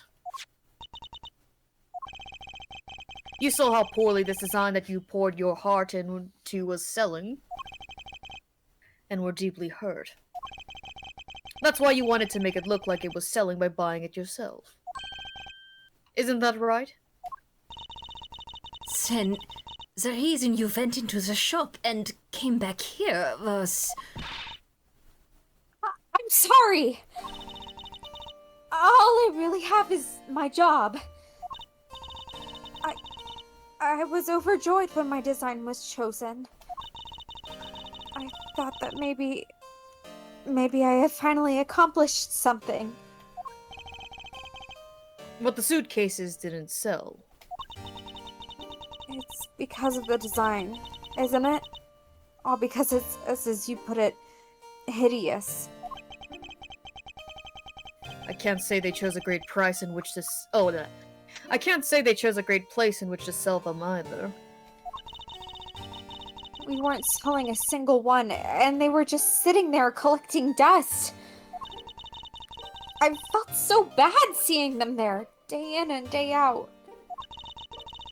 So I decided to buy one for every flight I worked. You buy one every single time you work a... What the fuck? You buy one every single time you work a flight? I see. So in order to keep your resolution, you went and bought one today as well. Yes. And here is my receipt for that purchase. This receipt is clearly timestamped 5:40 a.m. The truth is, there's still a bunch of them left unsold. They're planning to scrap the remaining ones at the end of this flight. Miss Teniro, where are these other suitcases? They should all be down in the cargo hold. That's so fucking sad, I dude. know. It's I really. know. Then the suitcase the killer used. Could very well have come from the cargo hold. Mr. Edgeworth, you don't think that the killer used one of my suitcases to... Yes, I do. The killer used one of your beloved suitcases to move the victim's body. Ah! How could they? Those suitcases were meant to be faithful partners to our passengers on their trips. That's all I ever wished for them to be. Yeah, I would kill myself if this happened to me, I won't lie. Yeah. Miss Teniro, is there any other way to get to the cargo hold other than the elevator? The only other way is just through that door there.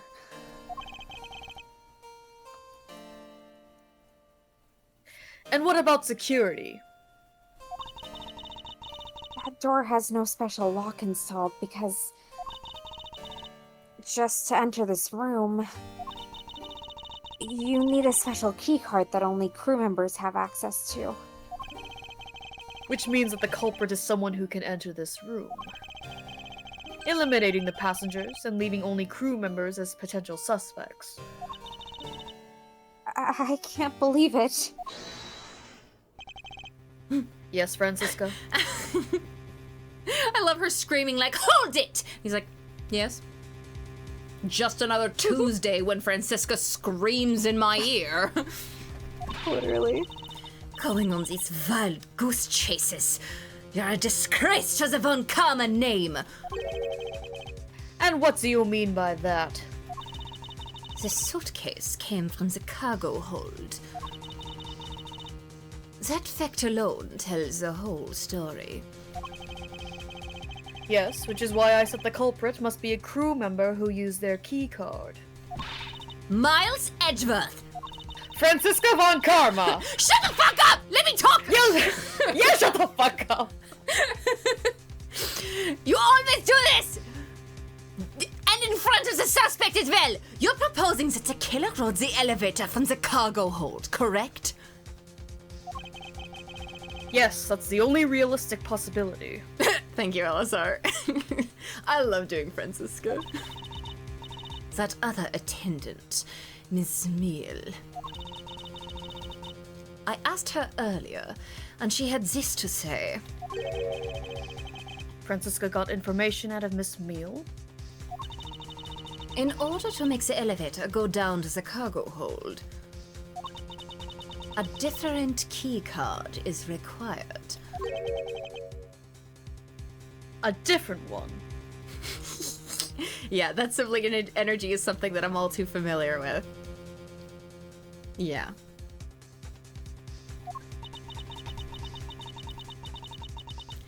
Yes, and the only person who holds that particular card is you, Miss Rhoda Tenero, and only you.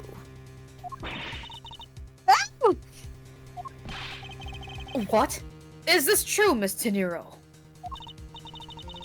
Yes! I keep that keycard in my locker at all times. Could you please show us that card right now? Yes, hold on. Ah! I don't believe it! What's wrong? The keycard, it's gone. Ha ha ha, very clever. Pretending that your card was stolen, when in fact you're just trying to hide it from us. You've really thought this through. Wait, it's not like that. You can tell us all about what it's like down at the station. Officer, arrest this woman. Yes, Mom. Yes, Mom. Yes, Mom. Mr. Edgeworth?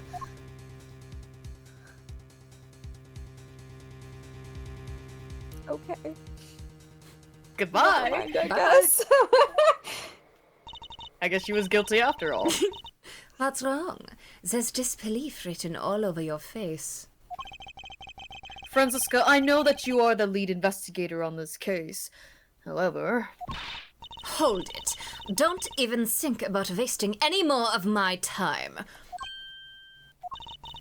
You know the rules as well as I do. Evidence speaks louder than words.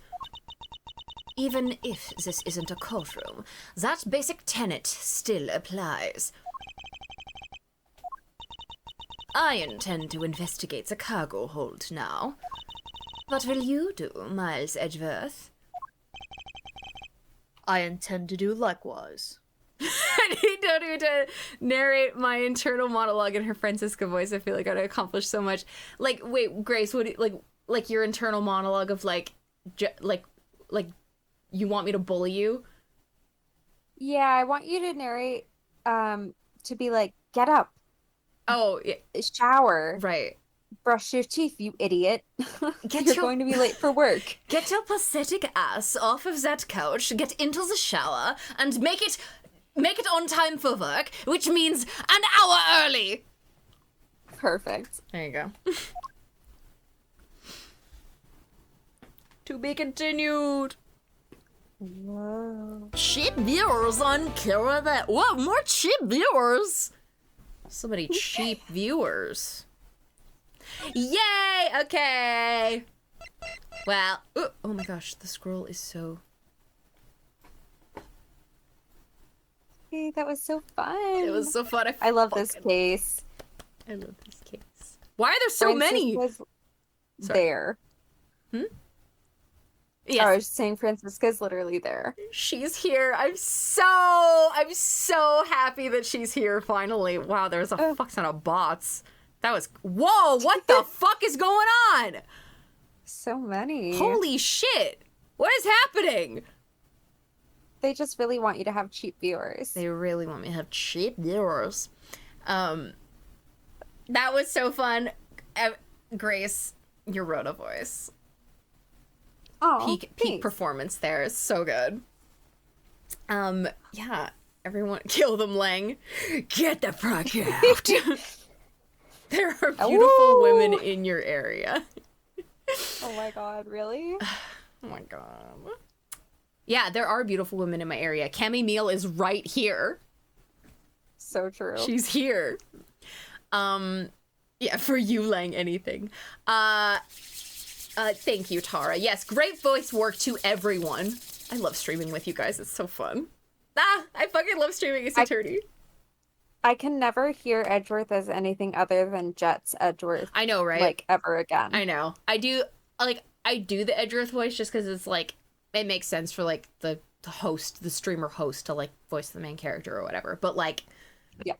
Jen, if you wanted to take over Edgeworth and I do K, like, I mean, yeah, of course. I'm waiting for case 3 to get to that point. However, you need to be Edgeworth while I switch to Lang, and then we So keep true. just going in a circle. So yeah, true. we'll just pass Edgeworth around, whatever. We kind of did that with Rhoda today. We Yeah. were like, Yeah, Yeah. exactly. It was a team effort. Yeah.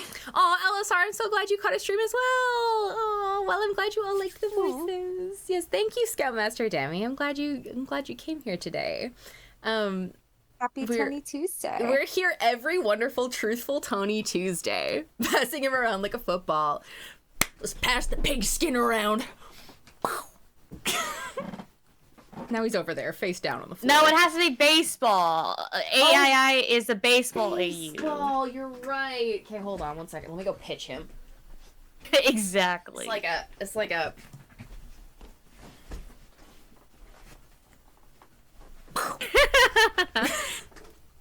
I want to see legs so bad. I also really want to see Bad very bad. I'm so excited for Lang. I'm so fucking excited.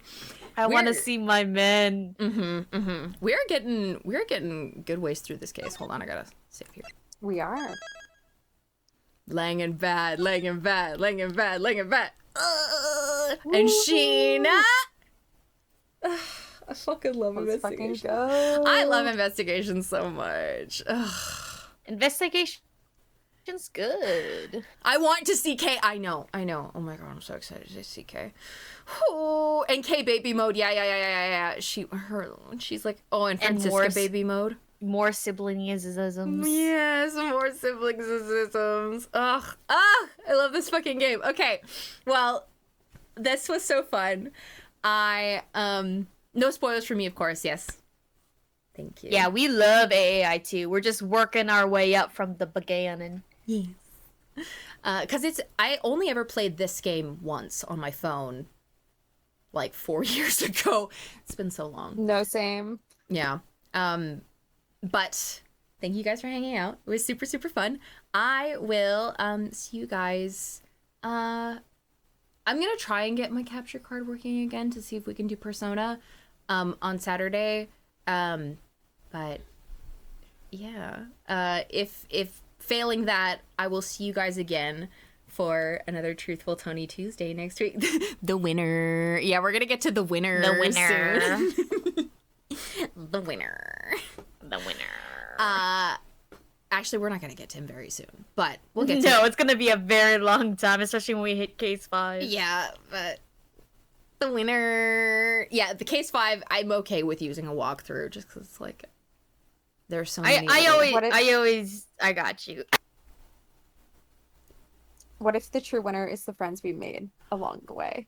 Aw, that's so true. Hey. God. Aw. You know what? And that's so right. We're everyone in this stream is leaving a winner today. You're the winner, and you're the winner, and you're the winner. Everybody's the winner. Wow. Okay, sorry. No. Okay. Everyone have a good night. Everyone have a good night. I'm getting loopy. Night. Good night, everyone. I'll see you next time. Bye-bye.